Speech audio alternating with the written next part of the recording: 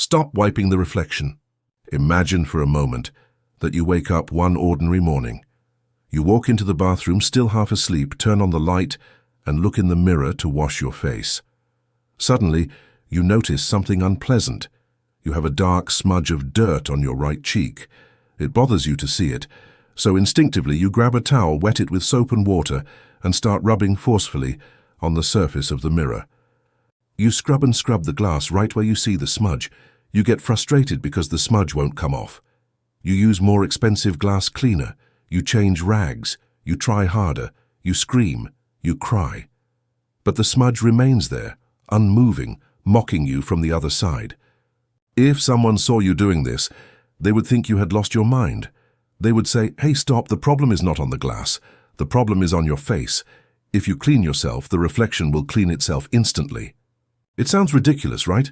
It's common sense. No one would try to comb their hair by touching the mirror. However, and here is the uncomfortable truth that will shake the foundations of your life. That is exactly what you have been doing with your reality every day of your life. You have spent years, perhaps decades, trying to change what's outside by manipulating what's outside. You've tried to change your financial situation by working more hours, seeking external tricks, or complaining about the economy without changing your scarcity mindset.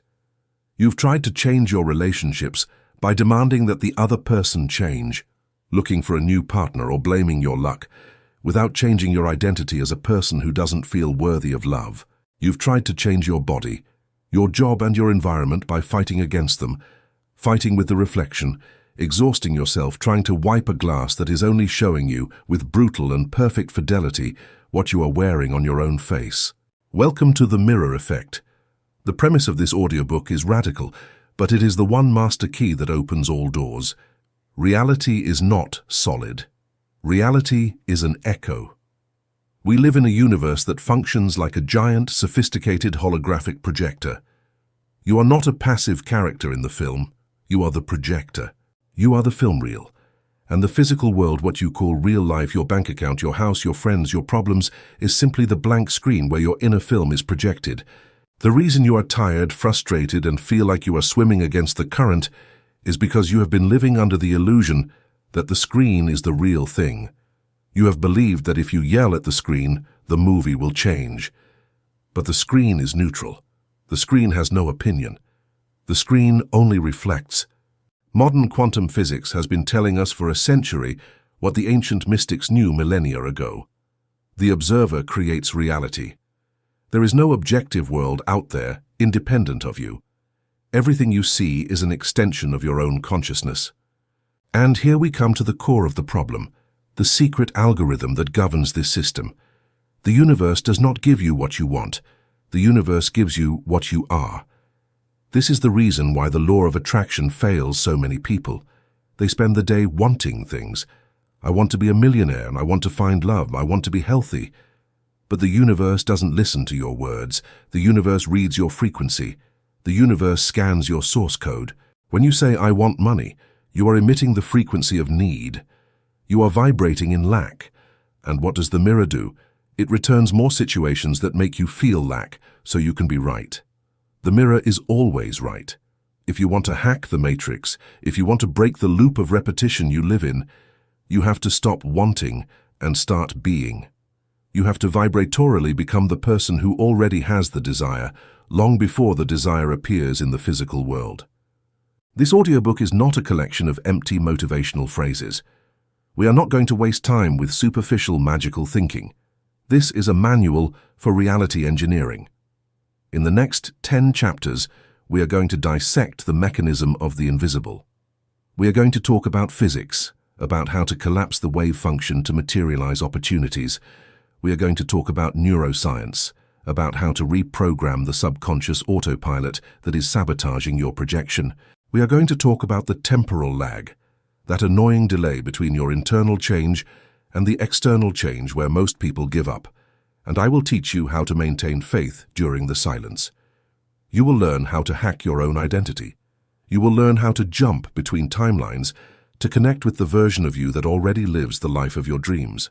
And most importantly, you will learn the subtle art of surrender, how to release obsessive control to allow reality to rearrange itself in your favor with the ease with which water flows downhill. I warn you about something before starting. This knowledge comes with responsibility. Once you understand the mirror effect, you can no longer be a victim. You can no longer blame your parents, your boss, the government, or your bad luck. If the mirror shows you something you don't like, you will know without a doubt that the origin is within you. That is scary at first. But believe me, it is the most liberating news you will ever receive.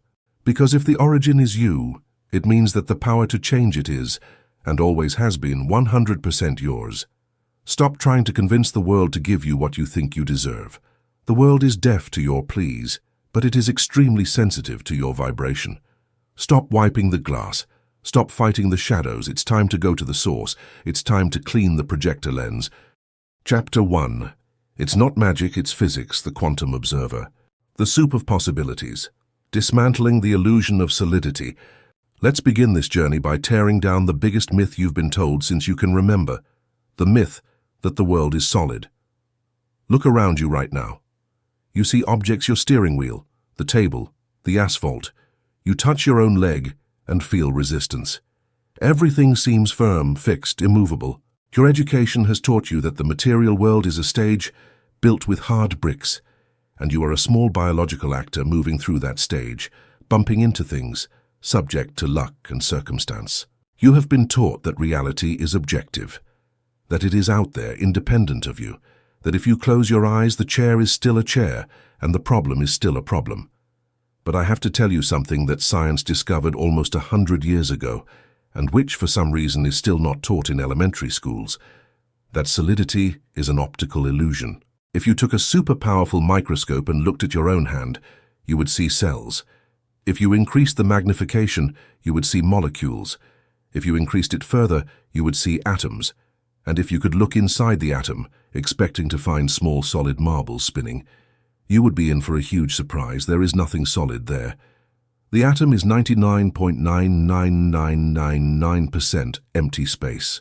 To give you an idea of the scale, if the nucleus of an atom were a basketball in the center of London, the electrons would be pinheads orbiting on the outskirts of the city. Everything in between is empty. And what is in that void? Is it absolute nothingness? No, it is energy. It is information. It is frequency. What you perceive as solid matter is, in reality, a vibration so fast that your senses cannot process it as such, so your brain interprets it as solidity. It is like the blades of a fan spinning at maximum speed. It looks like a solid disk, but if you put your hand in, don't do it, you would discover it is movement. You are not matter. You are energy condensed to a slow vibration. Now, why is this relevant for you to achieve more money or love or health? Because quantum physics gave us the most disturbing and empowering discovery in human history, the observer effect. Let's talk about the famous double-slit experiment. I won't bore you with technical details, but I need you to understand this so you stop thinking that manifestation is witchcraft. Physicists observed that subatomic particles, the building blocks of reality like electrons, behave in a very strange way. When no one is looking at them, electrons behave like waves. That is, they are not in one fixed place. They are a cloud of possibilities. They are everywhere and nowhere at the same time. They are pure potential. But the moment a scientist places a measuring instrument to observe the electron, it instantly stops behaving like a wave and becomes a particle. It solidifies in a specific point in space and time. Read that again, because it is the key to your life. The act of observing is what turns possibility into reality. Before being observed, the electron was a probability wave. It could be here, there, or somewhere else. When observed, the wave collapses and becomes a material fact. This means that reality is not out there waiting to be discovered. Reality is waiting to be created by your attention. We live in what physicists call the quantum field. Imagine the quantum field as an infinite soup of energy where all possibilities exist simultaneously. In the quantum field, a version of your life where you are a millionaire already exists. A version where you are sick and poor exists. A version where you are happily married, and another where you are alone exists. All these versions exist right now, but they exist as probability waves. They are energetic ghosts. They are movie scripts that are written and stored on the shelf, waiting for the director, you, to decide which one to put on the projector. You are not a passive observer of the universe. You are the constant creator of your experience. Your consciousness is the light that collapses the wave. Where you place your attention, energy flows, and the probability wave freezes into matter. The problem is that no one has taught you how to manage your attention. You are like a god with amnesia who has forgotten that he has the power to create worlds and goes around creating nightmares without realizing it, thinking it's bad luck. Most people live in a state of unconscious observation. They wake up in the morning, look at their bank account, see a low balance and think, I don't have money. By observing the lack of money, they are collapsing the wave of scarcity. They are telling the quantum field, this is my reality. And the field, obedient and neutral like a mirror, responds, granted, here is more scarcity. Then that person complains, see, it's true I don't have money. And by reaffirming it, they collapse the same wave tomorrow. It's a perfect loop. You observe reality. You collapse the wave equal to what you observe. Reality is confirmed. You observe the same thing again. We call this destiny or karma, but in reality it is simply a habit of observation. You have become addicted to observing what is, instead of observing what could be. The magic, or rather, applied physics happens when you learn to withdraw your attention from the current reality, which is just the result of your past observations, and start placing your attention on a possibility that is not yet material, but that exists in the quantum field. When you are able to close your eyes and imagine a new reality with such intensity that your brain cannot distinguish whether it is real or imagined, you become a quantum observer. You are looking at an invisible probability wave, your dream, and you are observing it so firmly that you force the universe to collapse it into a particle, into a fact, into an experience. It is not about attracting something that is far away. It is about making visible something that was already there, but was invisible because you weren't looking at it. Imagine you are in a completely dark room. You see nothing. You have a flashlight in your hand. In that room there is everything.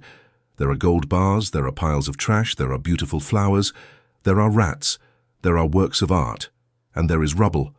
Everything is there, coexisting in the darkness. You turn on your flashlight and point it at a corner where there is a pile of trash. Your reality at that moment is trash. You only see trash. You interact with the trash. You get angry because you live surrounded by trash. You shout, "Why is life so dirty?" And the universe whispers, "Turn the flashlight."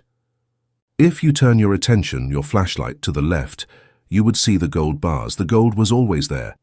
You didn't have to create it or attract it. You just had to stop observing the trash and start observing the gold. The act of illuminating it made it real for you. This is the mirror effect. The mirror of the quantum field reflects what you point your flashlight at. If you point at your problems, the mirror returns high-definition problems. If you point at the solutions, the mirror returns opportunities. So, the first lesson of this audiobook is to stop being a victim of circumstances. The victim says, "I'll believe it when I see it." The quantum observer says, "I'll see it when I believe it." Because they know that the act of believing, observing internally, is the physical mechanism that makes matter organize. You are not in the universe. The universe is in you. And now that we know the ground beneath our feet is not as solid as we thought, and that we have control of the flashlight, the million-dollar question arises. How do I aim that flashlight correctly if my hand is shaking with fear? How do I observe wealth when my physical eyes only see bills? For that, we need to understand the nature of energy and how your focus acts as a laser beam. In the second part of this chapter, we will learn to master the art of sustained attention, the laser beam. Where you put your attention, you put your life. We have established that reality is a soup of possibilities, and that you are the cook who decides which ingredients to take out of the pot through your observation. But this is where most people get lost. They understand the theory, but they fail miserably in practice. Why? Because their attention is weak, dispersed, and above all reactive. To collapse a probability wave and turn it into a real event in your life, a new car, the healing of an illness, an ideal partner, It is not enough to look at the possibility for 1 second and then go back to looking at your problems for the next 16 hours of the day. Quantum physics tells us that the density of observation matters. Imagine your attention is like the water from a hose. If you leave the hose in shower mode, dispersed, the water comes out soft, wets a wide area, but without force. It barely cleans anything. This is how most people live. A little attention to work, a little to social media, a little to worrying about the future, a little to regretting the past. Their energy is diluted. They are a 40-watt light bulb trying to illuminate a stadium. But what happens if you adjust the nozzle of the hose to concentrate all the flow into a fine, tight point? The water turns into a pressurized jet. It can cut through dirt. It can even cut metal if the pressure is sufficient. That is focus. When you are able to withdraw your attention from everything that is not your desire and concentrate it like a laser beam on the vision of what you want to be, you start moving energetic mountains. This is where the concept comes in. Where attention goes, energy flows, and where energy flows, matter appears. Let's take an honest inventory of your average day. You wake up. Before getting out of bed, your mind immediately travels to your problems. You think about traffic, your annoying boss, that back pain, that you don't have time. Unknowingly, you are connecting your energy hose to those realities. You are sending your life force to keep those situations alive. You are collapsing the stress wave before you have put a foot on the ground. You are reaffirming your identity as a victim. Then you turn on the news. Wars, crises, inflation. Your attention is hijacked by fear. More energy for the reality you don't want.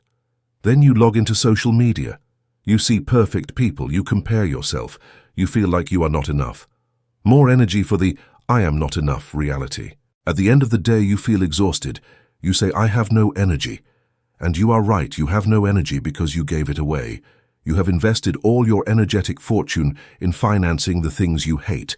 You have used your power as a quantum observer to create and sustain precisely the life you want to escape from. The radical change happens when you decide to become stingy with your attention. A metaphysical master is someone who has disciplined their mind not to observe what they do not want to experience. This does not mean ignoring your responsibilities or living in denial. If you have a debt, pay it. It means withdrawing the emotional load and mental obsession from the problem. It means looking at the bill and saying, okay, this is a temporary fact. It is the result of my past creations. I attend to it, but I don't give it my fear. I don't give it my internal narrative.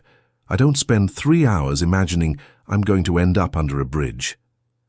You withdraw energy from the problem and redirect it to the solution.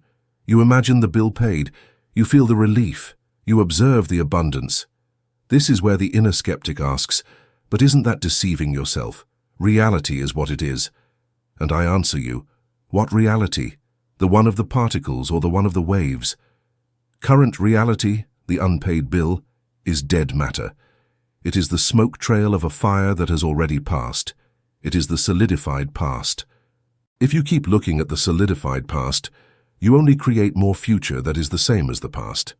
To create something new, you have to observe what is not yet matter.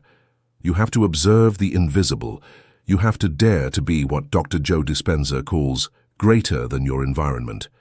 If your environment says there's a crisis, but you observe opportunity, your observation, if sustained and charged with emotion, will eventually overwrite the environment.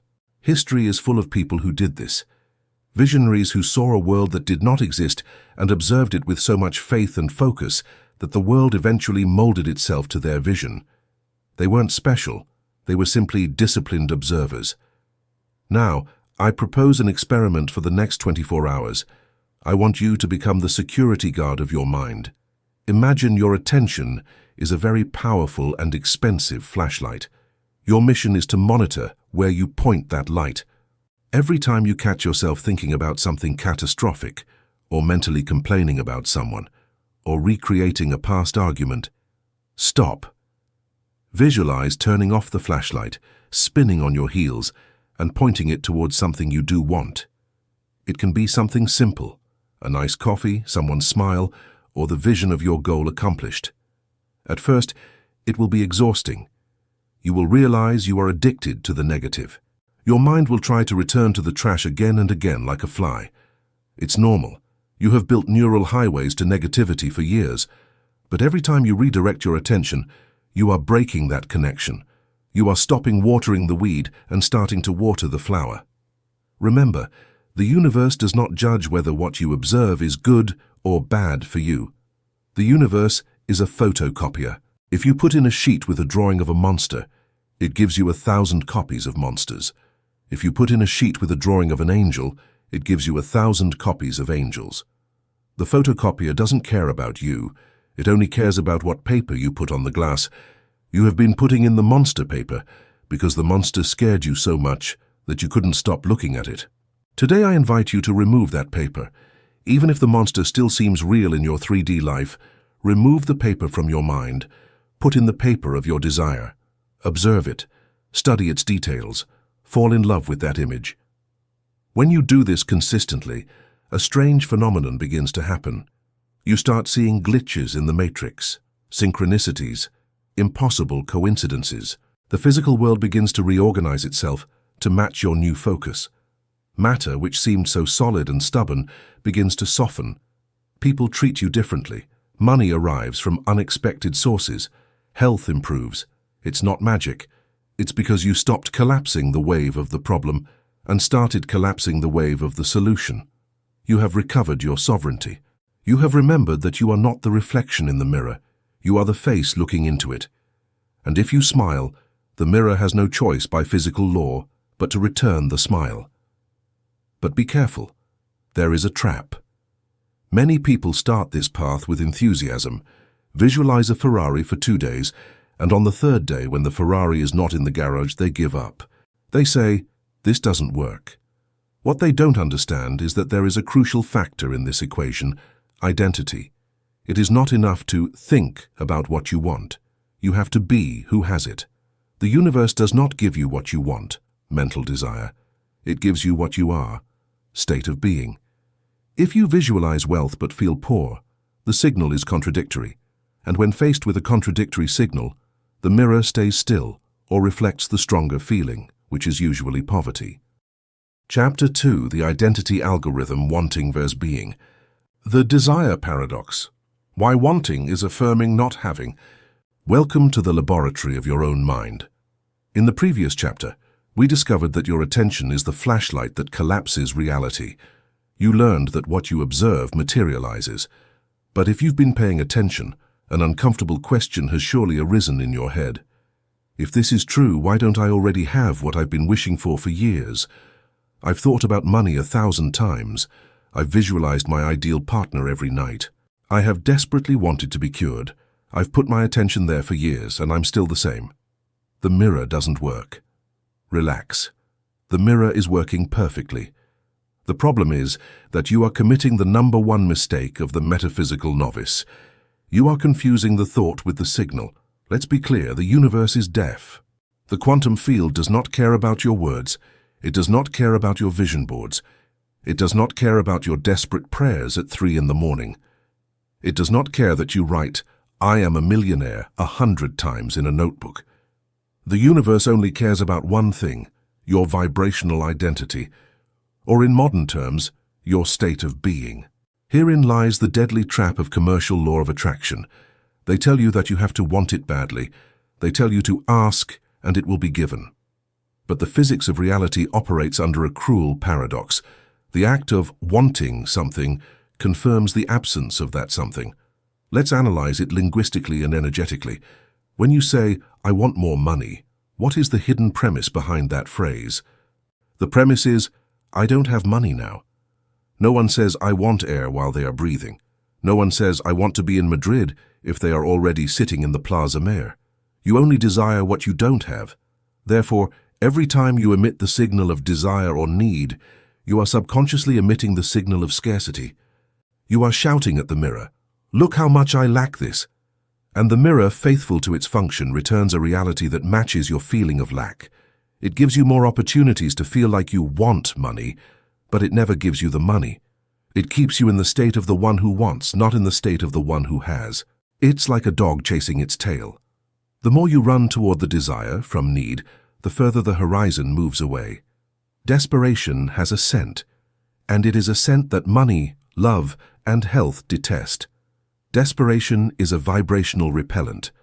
Imagine meeting someone on a first date. That person is desperate to get married. They look at you with hungry eyes. They laugh too hard at your jokes. They ask you how many children you want before ordering dessert. What do you feel? Attraction? No. You feel repulsion. You want to run away.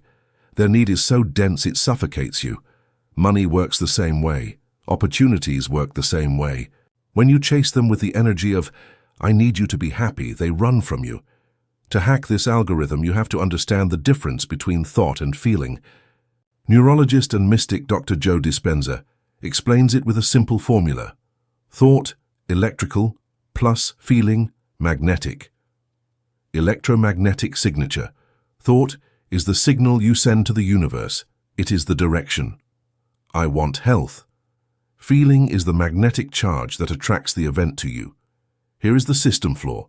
You think, "I want to be rich," positive intention, but inside you feel anxiety, fear of bills, and a sense of smallness, negative emotion, scarcity. Which signal wins? The emotion always wins. The heart is 5,000 times more magnetically powerful than the brain. You can spend an hour doing positive affirmations. I am abundant. I am abundant. But if for the remaining 15 hours of the day your body is vibrating in fear and lack, your net signal is lack. It's like getting into a taxi and shouting at the driver, "Take me to the beach," thought. But at the same time you are slamming the car's brake with all your might, feeling. The car doesn't move. There is a lot of noise, a lot of smoke, a lot of effort, but zero movement. And you end up exhausted saying, "Taxis don't work." The mirror effect states that you do not attract what you want. You attract what you are. Your external reality is an exact reflection of your average internal state of being. Look at it this way. Your identity is like the thermostat of a house. Let's say your financial thermostat is set to survival struggle, 20 degrees. Suddenly you exert yourself a lot, work overtime, or have a stroke of luck and earn a lot of money. The temperature of your life goes up to 40 degrees, wealth. But your internal thermostat, your identity, is still at 20 degrees. What does the system do? The emergency air conditioning turns on to cool down the situation and return you to your comfort zone. Unconsciously, you start spending badly. You lose the money, an unforeseen expense arises, or you are robbed. In a short time, you are back to having just enough bank balance to survive. You return to 20 degrees. The mirror always corrects the image to match the original. If the original, you, feels poor, the mirror will not allow wealth to stay long. It will expel it like a foreign body. This explains why 70% of lottery winners lose all their money in less than 5 years. They had the having, the money in the bank, but they did not change the being, the poverty mindset. The mirror corrected the error. Conversely, look at a billionaire who goes broke. Donald Trump, for example, was bankrupt several times. In a few years, he was a billionaire again. Why? Because his thermostat, his identity, is set to billionaire. If you take away his money, his reality feels uncomfortable, and the mirror works frantically to return him to his baseline level. The brutal lesson of this first part is, stop trying to change the reflection, getting things, and start changing the thermostat's temperature, your identity. Stop asking. Asking is for victims. Gods do not ask, gods command, and they don't command with shouts, they command with their presence. Your job is not to seek love. Your job is to become love. Your job is not to chase money. Your job is to become abundance. When you change what you are, the universe has no choice by physical law, but to change what you have. It is automatic. It requires no effort. If you vibratorily become an abundant person, money will chase you. It will find you in a cave if necessary, because energy always seeks its equal. Now the logical question is, okay, I get it. I have to be rich before I have money. But how the heck do I do that? How do I feel rich if I see zeros in my account? Isn't that deceiving myself? Here we enter the art of emotional alchemy. In the second part, I will teach you how to hack your operating system to install a new identity without the need for external evidence. Hacking the avatar. How to feel it before you see it. We have reached the critical point. We know that the universe responds to your vibrational signature, who you feel you are, and not to your verbal desires. The mission is clear. You have to feel grateful, abundant, and healthy before the healing or the money appears. This goes against everything society has taught you. The Newtonian model of cause and effect says, if something good happens outside, then I feel good inside. External cause, internal effect. The quantum creator model says, I feel good inside, and then something good happens outside. Internal cause, external effect. You have to be able to generate the emotion of the future in the present, and this, my friend, is not faking, it is rehearsing. Think of method actors. When an actor has to play a king, he doesn't wait for them to put the crown on him to feel powerful. He starts walking like a king months earlier. He changes his posture. He changes his tone of voice. He changes his way of breathing. He starts thinking like a king. When he arrives on the set, he doesn't act like a king. He is the king. The crown is just an accessory that confirms what he already knows. You are the actor in your life, but you have been playing the role of supporting victim for too long. You have memorized the role of the stressed, tired, and poor person so well that it comes out automatically. Now, you have to audition for the leading role. Here are the 3 steps to install the new identity algorithm. 1. The million-dollar question. To change your state of being, you first have to know what that new state feels like. Close your eyes and ask yourself this question. If my desire had already been fulfilled a year ago, how would I feel today? Notice that I say a year ago. Why? Because the day you win the lottery, you feel euphoria and adrenaline. But euphoria is not sustainable. You cannot vibrate in euphoria all day. However, a year after being rich, how do you feel? You feel secure, you feel calm, you feel free.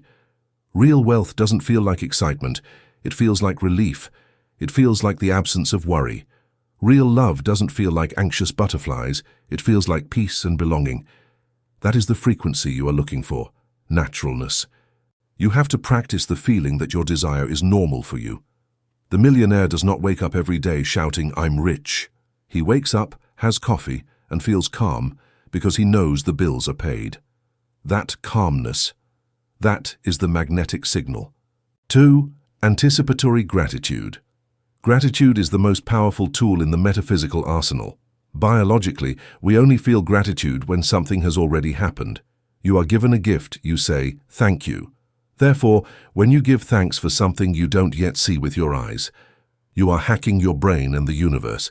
When you say thank you for this perfect health, and you generate the emotion of gratitude in your chest, your body cannot distinguish whether you have actually been cured or if you are imagining it. For your body, the experience has already happened. Your energetic signature changes from waiting, asking, to receiving, thanking. Gratitude is the ultimate signature of reception. It closes the circuit. Spend 10 minutes every morning thanking your future life as if it were your current life. Don't do it like a parrot. Do it until you feel that warmth in your chest, that tear of emotion. In that moment, you have just reprogrammed your thermostat. 3. The as-if game, acting in coherence. If you were already the person of your dreams, would you make the decisions you are going to make today? Would the abundant person eat the cheapest processed food at the supermarket because there is no money? Or would they buy one fewer but better quality apple to honor their body? Would the person with an ideal partner sleep in an old torn t-shirt or wear pajamas that make them feel attractive to themselves? You don't need to spend money. You don't have to feel rich. Wealth is an attitude. It is tidying your house. It is dressing with dignity even if you are not going out. It is walking with a straight back. It is treating others with generosity, even if it's generosity of time or kindness. Every time you break the victim pattern and act with the dignity of the creator, you are installing the new software. And here we come to the hardest but most necessary part, detachment. This is the great paradox of Chapter 2. To get something, you have to want it enough to change your identity, but you have to stop needing it so it can arrive. Remember, you only get what you no longer desperately need to be happy. Why? Because if you need it to be happy, you are vibrating in lack. If you feel whole, happy and grateful now without the car and without the partner, the universe says, wow, this person has the whole vibration. I have to send them things that match whole. It's like when you are desperately looking for your house keys and they don't appear. You give up, you sit on the couch, you relax, and suddenly you see them. They were right there. Your anxiety was blinding you. The universe works the same way. You have to get to the point of saying, I'd prefer to have millions, but I'm so in love with my life and myself right now that if they don't come, I'll be fine anyway. That's the sweet spot. That's freedom. At that moment, resistance drops to zero and the manifestation rushes through the vacuum tube you have created. Chapter summary. Wanting is lacking. Stop affirming what you want. Start practicing who you are. The mirror corrects. If your identity is poor, the mirror will take away the money. Raise your internal thermostat. Feel first. Use gratitude and mental rehearsal to generate the emotion of the future before the event occurs. Let go of need. The paradox is that it arrives when you no longer depend on it to be okay. You have learned to change the radio dial. You have stopped broadcasting on Scarcity Radio FM and have started broadcasting on Abundance Stereo. But now a practical problem arises. You changed your vibration today. You feel great. But tomorrow you wake up and your bank account is still in the red. Your partner hasn't shown up. 3 days pass. Nothing changes. Your logical mind begins to shout, "See? This is nonsense. It doesn't work." Chapter 3, The Time Lag, the Time Trap. The Matrix Buffer. Why reality takes time to load. Welcome to the desert of the real. You've done the work. In Chapter 1, you learned to redirect your attention like a laser. In Chapter 2, you hacked your identity and started feeling abundant and grateful before seeing a single euro. You woke up this morning feeling like the king of the world, vibrating high, smiling at the mirror, but you open the mailbox and nothing. Only bills. You check your phone and nothing. That message doesn't arrive. You go to work and everything is the same annoying boss, the same uncomfortable chair. And then a cynical, cold voice whispers in your ear, "See, you're delusional. This doesn't work. If you were so powerful, this would have already changed. Get back to reality." This exact moment is the biggest graveyard of dreams in history. 99% of people trying to change their lives give up here, right here. And it's a tragedy, because they don't give up because they failed. They give up because they don't understand the most basic mechanism of the physical dimension, the time lag. We live in a two-speed universe. Your consciousness, what you are, what you think, what you feel, operates in the quantum field. There, everything is instantaneous. The moment you imagine a pink elephant, the pink elephant exists in your mind. You don't have to wait. Energy is fast, fluid, and malleable. In the fifth dimension, thought and manifestation occur in the same nanosecond.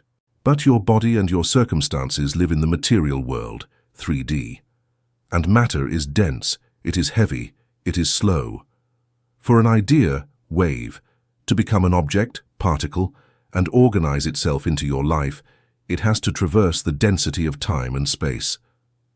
Imagine you are on a giant transatlantic ship. You are the captain. You decide to change course. You turn the rudder all the way to the right. Does the ship turn instantly like a sports car? No. For a few agonizing minutes, the ship continues moving in the old direction, dragged by its own massive inertia.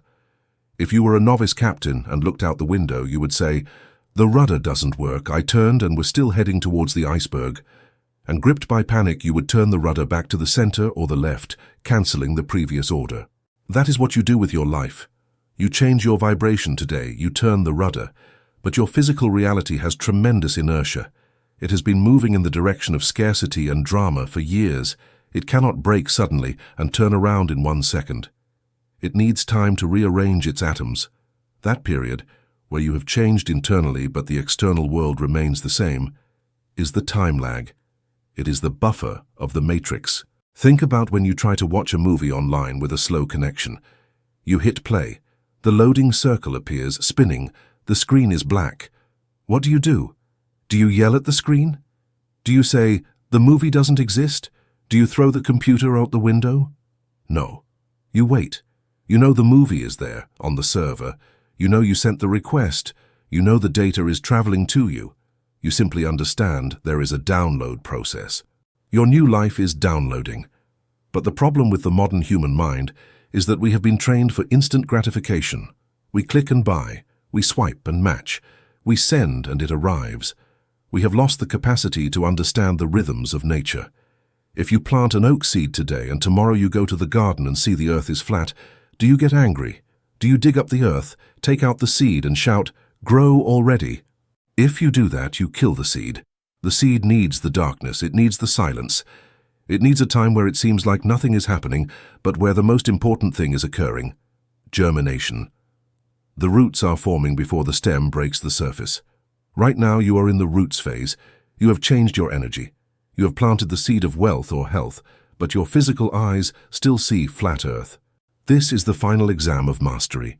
The universe is asking you, are you able to believe in what you do not see, based only on what you feel? If you need to see the sprout to believe the seed works, you have lost. Because you are reverting to the Newtonian model. Seeing is believing.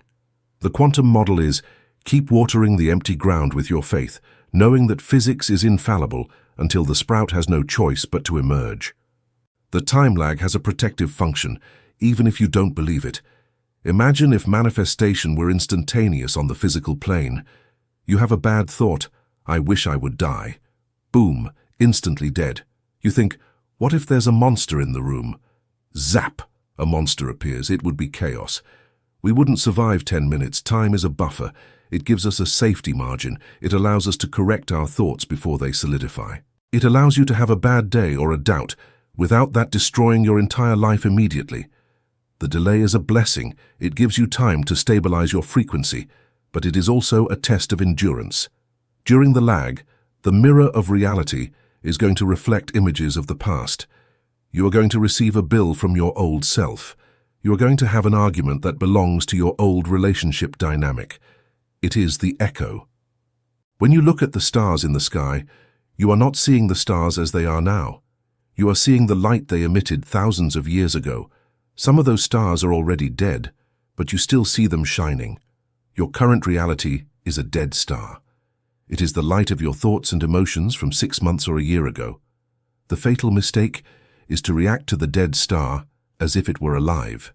You receive the bill, past echo, and you become distressed, present reaction. By reacting with distress today, you are sending a new scarcity signal that will create another identical bill 6 months from now. You are perpetuating the cycle. You are feeding the ghost. To break the loop, you have to become a reality denialist, temporarily. You have to look at your bank balance and say, this is the past, this is the old trace. It has nothing to do with who I am today. My current reality is the abundance I am gestating, and it is on its way. You have to ignore the physical senses and trust your internal vision. It's like ordering a package from Amazon. You place the order. You get the confirmation email. You don't have the object in your hand, but do you worry? Do you doubt? No. You take it for granted that it's yours. You make space on the shelf. If someone asks you, you say, yes, I bought such and such, even if it hasn't arrived yet. You don't go to the Amazon warehouse to check if they put it in the box. You trust the logistics system. The universe is the most efficient logistics system that exists. It has never lost a package. It has never failed a delivery. But you cancel the order every time you doubt. Every time you say, where is it? Why is it taking so long? This doesn't work. You are sending a cancellation signal. You are saying, I don't trust. I don't have it. And the universe says, okay, order cancelled. Let's go back to the start. And that's how you spend your life, ordering and cancelling, ordering and cancelling. You hold the vibration for 2 days, and on the third, you let go. Manifestation requires momentum. It requires accumulation of energy. Imagine you are boiling water. You put it on the fire. The water is at 20 degrees. Nothing happens. It goes up to 50 degrees. Nothing happens. You don't see bubbles. It goes up to 90 degrees. The water still looks calm. If you turn off the fire at 99 degrees because I don't see it boiling, this doesn't work. The water will cool down and you will never have steam. But if you had held on for 1 more minute, at 100 degrees the phase change occurs. Liquid water turns into steam. Reality changes state. Most people turn off the fire at 99 degrees.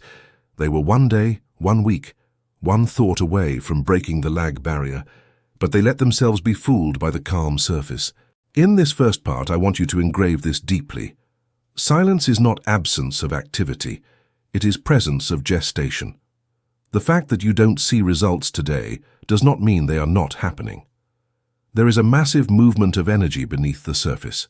Coincidences are aligning. People are making decisions that will affect you. Opportunities are brewing. Everything is happening behind the scenes. Your only job during the lag is not to make it happen. That is forcing. Your only job is to sustain the frequency.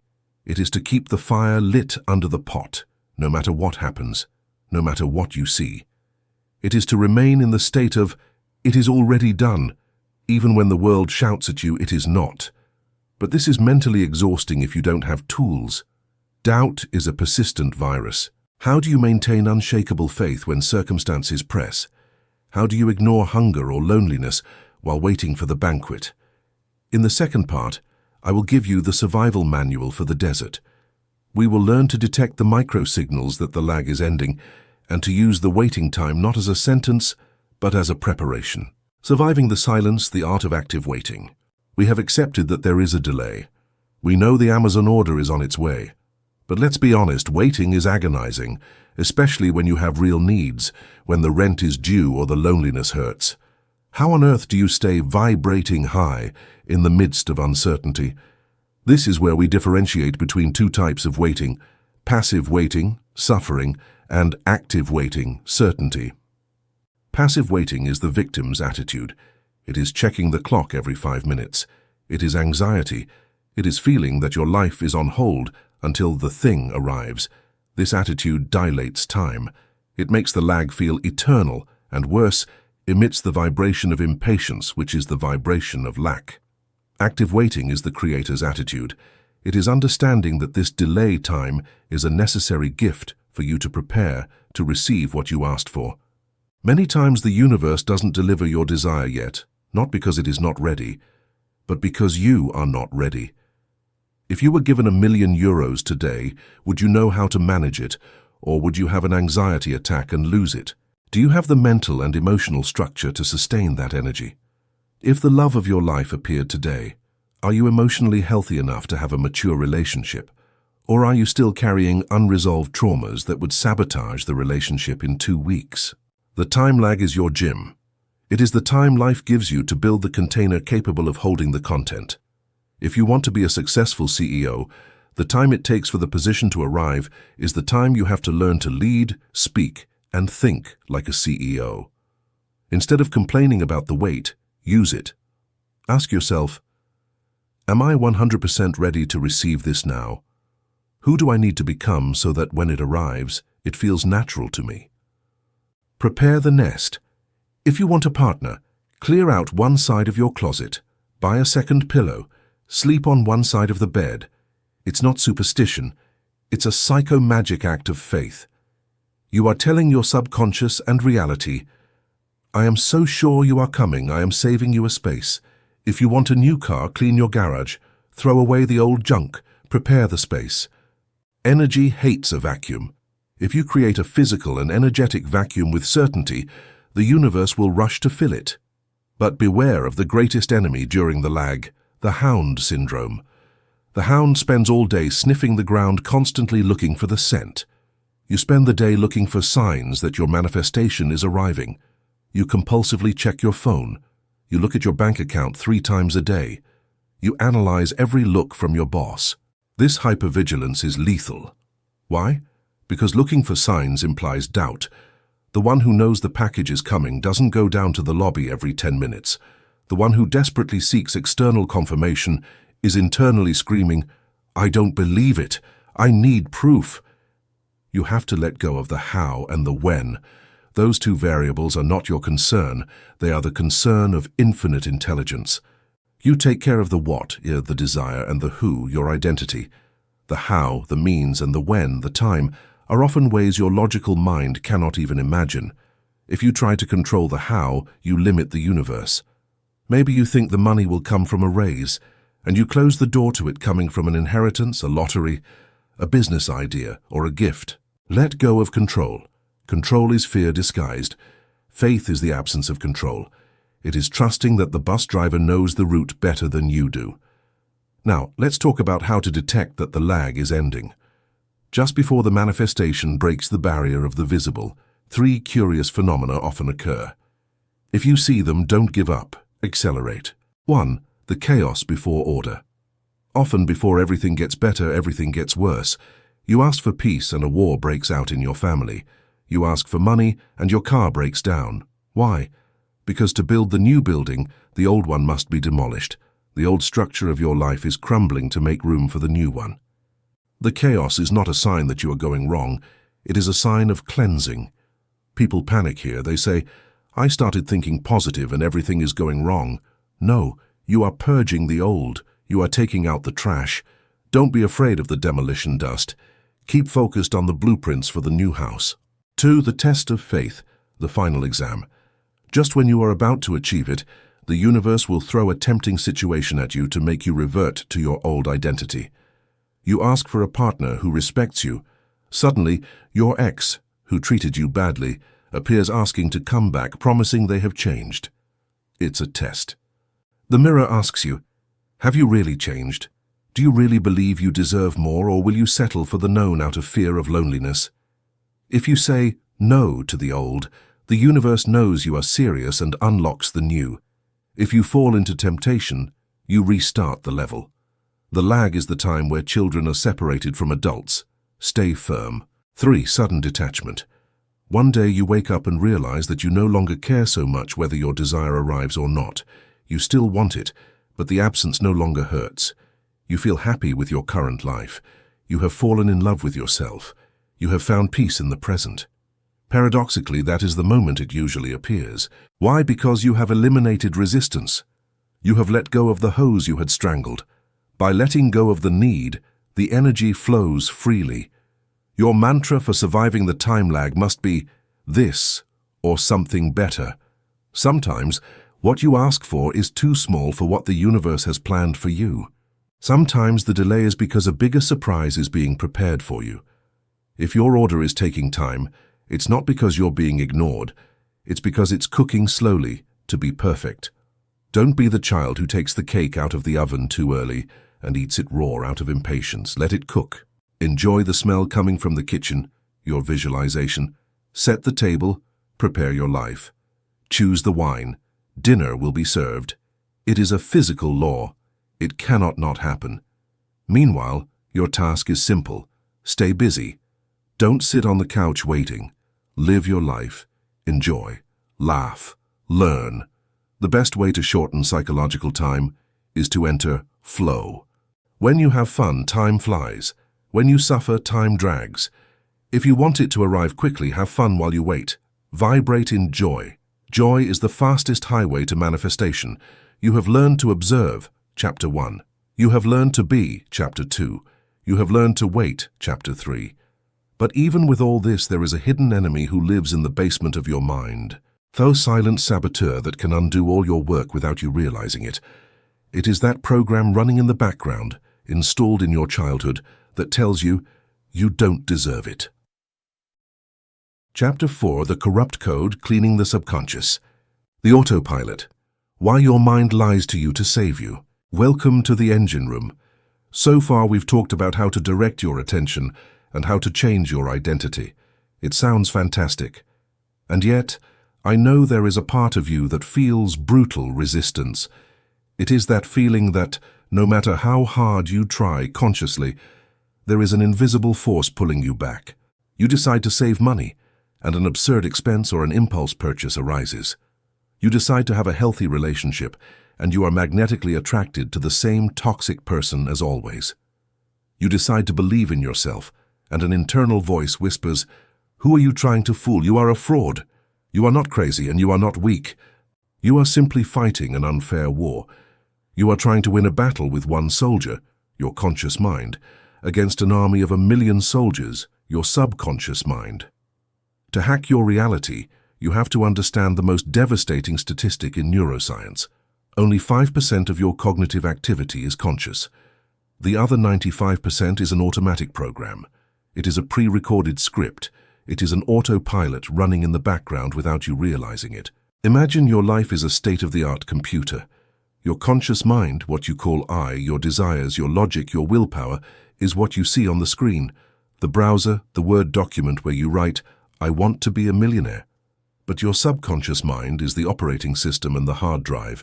It is the code running behind, controlling the fans, memory, security, and vital functions. If you write on the screen, "I want to be rich," but a virus, a limiting belief, is installed on the hard drive that says, "Money is the root of all evil," or "Rich people are bad," what do you think will happen? The computer will enter conflict. And the operating system always has priority over the user. The system will say, "Alert, the user is trying to get money." According to the childhoodprogramming.exe file, money is dangerous and will turn us into bad people. Abort mission, execute self-sabotage protocol. And suddenly you feel bad. You get anxious. You lose the opportunity. You forget to send the email. It wasn't bad luck. It was your antivirus protecting you from what your programming considers a threat. Here is the great revelation. Your subconscious doesn't want you to be happy. It wants you to be safe. And for the primitive part of your brain, safe is synonymous with known. Even if your current situation is painful, poor, or lonely, it is safe for your subconscious because you already know it. You have survived it. You know how to navigate it. The unknown, wealth, success, healthy love, although it sounds good consciously, is perceived by the subconscious as unexplored and potentially lethal territory. Don't go there. They might reject us. We could die. Where did this corrupt code come from? Who installed this faulty software in your head? The short answer, it wasn't you. The long answer, it was your parents, your teachers, your culture and society, and they did it when you were defenseless. Between 0 and 7 years old, a child's brain does not operate on the same brainwaves as an adult. A child operates on theta waves. Theta is a state of deep hypnosis. It is the state you are in just before falling asleep. In theta, there is no analytical filter. There is no critical mind that says, "This is true," or "This is false." The child is a tape recorder with the rec button pressed all day. If at age 4 you heard your father shout, "Money doesn't grow on trees, you think I'm a bank," your brain in theta didn't analyze, "Dad is stressed today." Your brain recorded, "Money is hard. Money causes pain. Asking is bad." Click. File saved. If your mother was always worried about what people will say, you recorded, "Other people's opinions are more important than my truth. I must please to survive." Click. File saved. That 5-year-old child still lives inside you.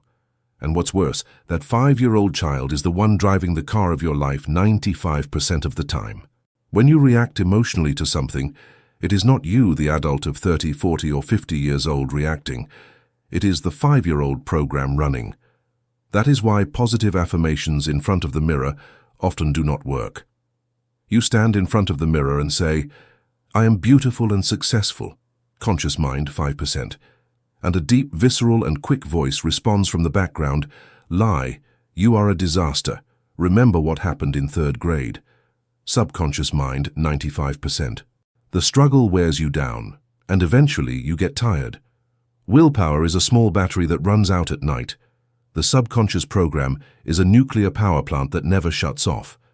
If you want to change your reflection in the mirror of reality, you cannot continue fighting the program. You have to rewrite the code. You have to gain access to the system administrator console. The problem is that most people try to change their life from a waking state, beta waves, which is when the analytical filter is activated. It is like trying to talk to someone through a closed armored door. To reprogram, you have to open the door. You have to go down to the basement. You have to return to the state where the original trauma was recorded.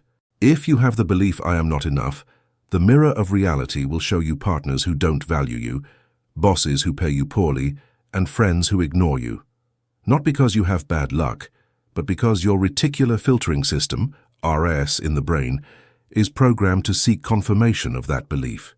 Your brain ignores opportunities for love and success because they do not match the installed code. It is like searching on Google, "Why is everything going wrong for me?" The algorithm will give you millions of results that confirm your theory.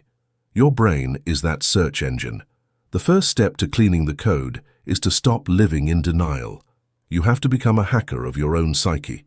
You have to observe the glitches, failures in your life, not as misfortunes, but as clues.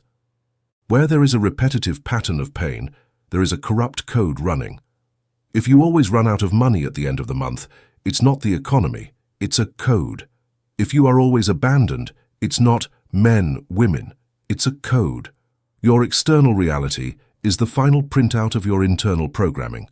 You cannot change the printout by changing the paper. You have to change the digital file.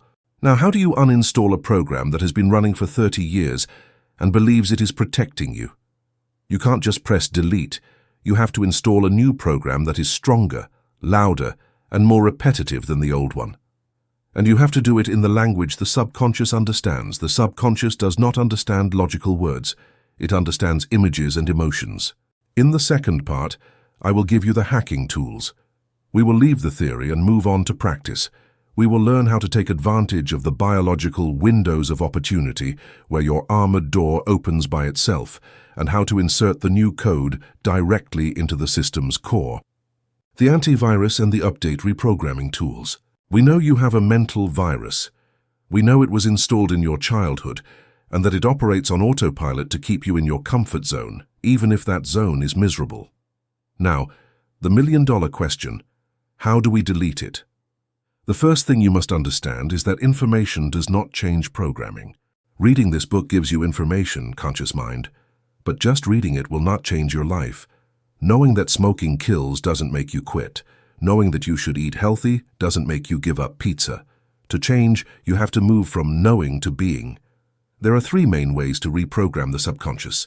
The first two are natural. The third is the one we will deliberately use. Trauma or high emotional impact. When you experience something extremely painful or shocking, an accident, a loss, bankruptcy, the brain enters a state of maximum alert and takes a snapshot. It learns instantly. The change is immediate. I will never do this again. But we don't want to wait for trauma to change. Constant repetition. That's how you learn to drive. At first you had to think about every gear conscious. By repeating it 1,000 times, you now drive without thinking, subconscious. The program was installed by repetition. Hypnosis or trance states, theta, alpha waves. This is the back door. We are going to focus on hacking the system using repetition in trance states because it is the fastest and least painful way. You have 2 moments a day where your brain naturally enters programming mode, just upon waking up and just before falling asleep. In these moments, you go through the hypnagogic state. Your brain waves drop from beta, alert, to alpha and theta, imagination in dream. The armored door between the conscious and the subconscious opens. The security guard, your critical logic, has gone home. What you think and feel in those 15 minutes goes straight to the hard drive without a filter. And what do most people do in those sacred moments? Upon waking, they grab their phone, look at terrible news, remember their problems, and get stressed. They program their day for fear. Before sleeping, they review everything that went wrong during the day, worry about tomorrow, and fall asleep with anxiety. They program their night to incubate problems. You are using your administrator access to install viruses. Here is the cleaning and update protocol. Tool 1, the nightly mental movie, theta visualization. When you get into bed, turn off screens. Close your eyes. Your body begins to relax. You notice your thoughts becoming wandering. You are entering theta. At that exact moment, do not think about your problems. I want you to play a short scene, 10-15 seconds in your mind, that implies your desire has already been fulfilled. Do not watch the movie from the outside, as if you were watching yourself on a screen. Live it from within, first person. Feel the sheets of your new bed. Hear your friend congratulating you. Congratulations on the promotion. Feel the ring on your finger. Repeat that scene on a loop, over and over, like a mental GIF. Accompany it with the emotion of relief and gratitude. Fall asleep with that scene. By doing this, you are giving the subconscious the work instruction for the next 8 hours. While you sleep, your brain will look for ways to match that image with your reality. Tool 2, the audio loop, passive reprogramming. If your mind is very noisy and you find it difficult to visualize, use technology. Record your own voice. Your subconscious trusts your voice more than a stranger's, saying your new truths in the present tense. I am a safe person. Money flows to me easily. I deserve love. I am valuable. Or look for I am affirmations or subconscious reprogramming audio online. Put on headphones and listen while you sleep or while you do mechanical tasks, cleaning, driving. When your conscious mind is distracted or asleep, the message sneaks in under the door. The mechanical repetition, day after day, begins to create new neural connections. It is like walking through a field of tall grass. The first time is hard. The 100th time you have created a path. That path is your new belief. Tool 3. The strict mental diet. The firewall. During the day, you have to install an active antivirus. Your mind will spit out old automatic thoughts. I can't afford it. I'm ugly. This is hard. Remember, these thoughts are not you. They are old recordings. They are spam. When you detect one, do not get angry. Getting angry is giving it energy. Simply observe it and apply the stop and replace technique. Tell yourself mentally, stop. That's the old program, delete. And immediately install the opposite thought. The truth is I am abundant and I always find a solution. At first you will feel false. You will feel like you are lying to yourself. It doesn't matter. Do it anyway. You are not describing your current reality. You are prescribing your future reality. You are training the dog. If the dog, your mind, goes to the trash, you correct it and bring it back to the path. 100 times a day if necessary. Eventually the dog will learn not to go to the trash. Tool 4. Changing the biology. The body is the mind. Dr. Joe Dispenza says a key phrase. The body has become the subconscious mind. Your body has memorized the emotion of suffering. Your body is addicted to stress chemicals, cortisol, adrenaline. Sometimes your mind wants to be happy, but your body feels weird without its daily dose of anxiety, so it provokes a negative thought for the brain to give it its drug. To break this, you have to surprise the body. Do something new, take a cold shower, dance to a ridiculous song when you are sad, change your posture, breathe deeply, break the physical pattern.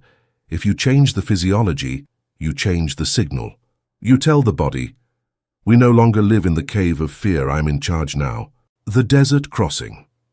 I have to be honest with you, reprogramming hurts at first. When you try to uninstall the old operating system, the system defends itself. It is called behavior extinction. Your ego will scream. You will feel more anxious, more irritable, or suddenly fall asleep when you try to visualize you will have a headache. The old program is fighting for its survival. It will tell you, this is stupid, quit now. That resistance is the best possible sign. It means you are doing it right. It means the old king is trembling because he knows he is about to be dethroned.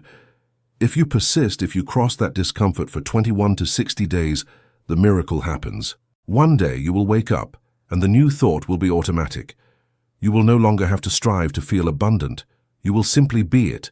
The belief will be installed, and when the belief changes in the subconscious, the mirror effect is inevitable. Reality reorganizes at breakneck speed to match the new code. You have cleaned the hard drive. You have installed the new identity software. But for this software to run at maximum power, it needs a stable and fast internet connection. It needs a strong signal. In the holographic universe, that signal is not Wi-Fi. It is the emotion of the heart. Chapter 5. Emotional Wi-Fi, Heart Coherence. The chest magnet electrical thought and magnetic feeling. Welcome to your body's power station. So far we have worked intensely on your mind. We have directed your attention, Chapter 1, questioned your identity, Chapter 2, learned to wait, Chapter 3, and cleaned your subconscious software, Chapter 4. You have the best computer in the world. You have clean code. You have a clear intention. But for some reason, you still can't connect with the reality you desire. It's as if you have a state-of-the-art smartphone, open the browser to download your new life, and the dreaded message appears. No internet connection. No matter how powerful your device, your brain is, it's useless if you have no signal. And in the universe of manifestation, the Wi-Fi signal is not generated in the head, it is generated in the heart. For centuries, we've been told the heart is just a hydraulic pump, a mass of muscle about 300 grams that moves blood. We've been told the brain is the king, the boss, the CEO. But modern neurocardiology has discovered something that poets and mystics always knew. The heart has its own brain. Literally. Your heart contains about 40,000 specialized neurons, sensory neurites, that think, feel, remember, and make decisions independently of your cranial brain. But the most impactful data point for a student of the mirror effect is this. The magnetic field of the heart is up to 5,000 times more powerful than that of the brain. The electrical field of the heart is 60 times greater than the brain's. This electromagnetic field can be measured with scientific instruments several meters outside your body. It is not a New Age metaphor, it is physics. You are walking inside a toroidal energy bubble that emanates from your chest and touches everything and everyone around you. Why is this vital for you? Because, as we briefly mentioned in Chapter 2, the formula for creation requires two components: intention, thought. This is the electrical charge. It sends the signal to the universe. It defines what you want. It is the direction. Emotion, feeling. This is the magnetic charge. It attracts the event to you. It is the engine. This is where 99% of people fail. They spend the day thinking, I want the job, weak electrical signal, but their heart is closed, contracted by fear, anxiety, or indignation. They are sending an electrical signal of desire, but they have no magnetic field to attract it. Or worse, their magnetic field is emitting fear. Result? The signal is lost in the noise. The mirror does not receive a clear image. For the mirror effect to work, you need coherence. Coherence is the state in which your brain and your heart work in perfect synchrony. Imagine an orchestra. The brain is the violin section. The heart is the percussion and wind section. If the violins play Mozart and the percussion plays heavy metal, the result is noise. It is a cacophony. No one wants to hear that. The universe covers its ears. That is what you do to reality when you think one thing and feel another. You live in a state of incoherence. Incoherence does not just block your manifestation, it destroys your body. When you live in stress, fear, or anger, your heart beats irregularly and chaotically, like a stock market graph in crisis. This chaotic rhythm sends a signal to the brain that says, danger, there is a predator, shut down the frontal lobe, creativity, and activate the reptilian brain, survival. In a state of survival, you cannot create anything new. You can only react to the old. You cannot dream of a bright future when your biology believes a lion is chasing you. You are biologically incapable of manifesting. Conversely, when you enter a state of elevated emotions, gratitude, love, inspiration, awe, your heart begins to beat with a smooth, orderly, and rhythmic pattern, like a perfect sine wave. This is heart coherence. In this state, your heart's magnetic field expands, your energy bubble grows, your Wi-Fi signal goes from having one bar to having all the bars, and most importantly, your brain receives the safety signal. The reptilian brain relaxes, and the frontal lobe lights up. Now you have access to genius, intuition, and connection with the quantum field.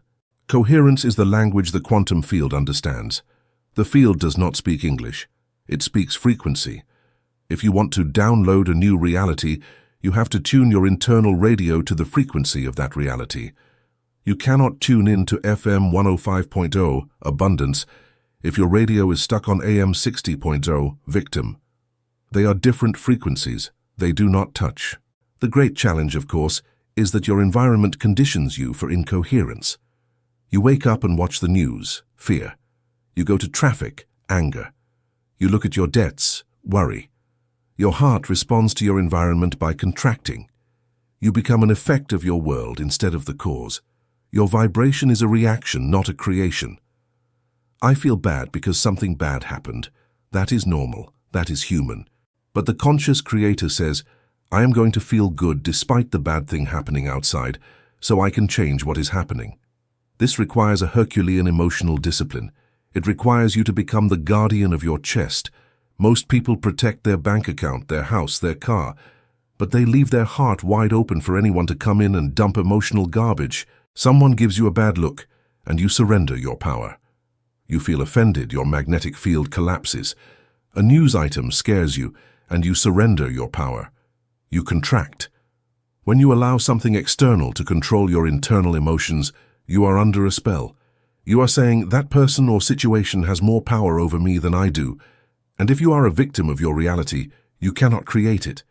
To regain control, you have to learn to generate the high-speed Wi-Fi signal from within, without needing anything to happen outside.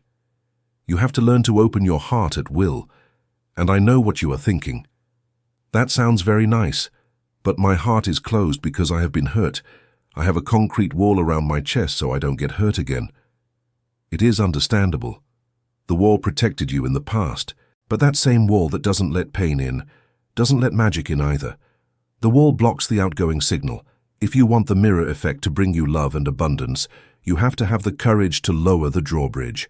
You have to dare to feel elevated emotions in a world that gives you reasons to feel fear. That is the true rebellion. That is the true alchemy. In the second part of this chapter, we will leave the theory and move on to pure practice. I will teach you the step-by-step technique to enter heart coherence in under 3 minutes. You will learn to turn on your emotional router and emit a signal so clear and powerful that the universe will have no choice but to respond. Tuning the frequency, the heart activation protocol. We have arrived at the gym of the soul.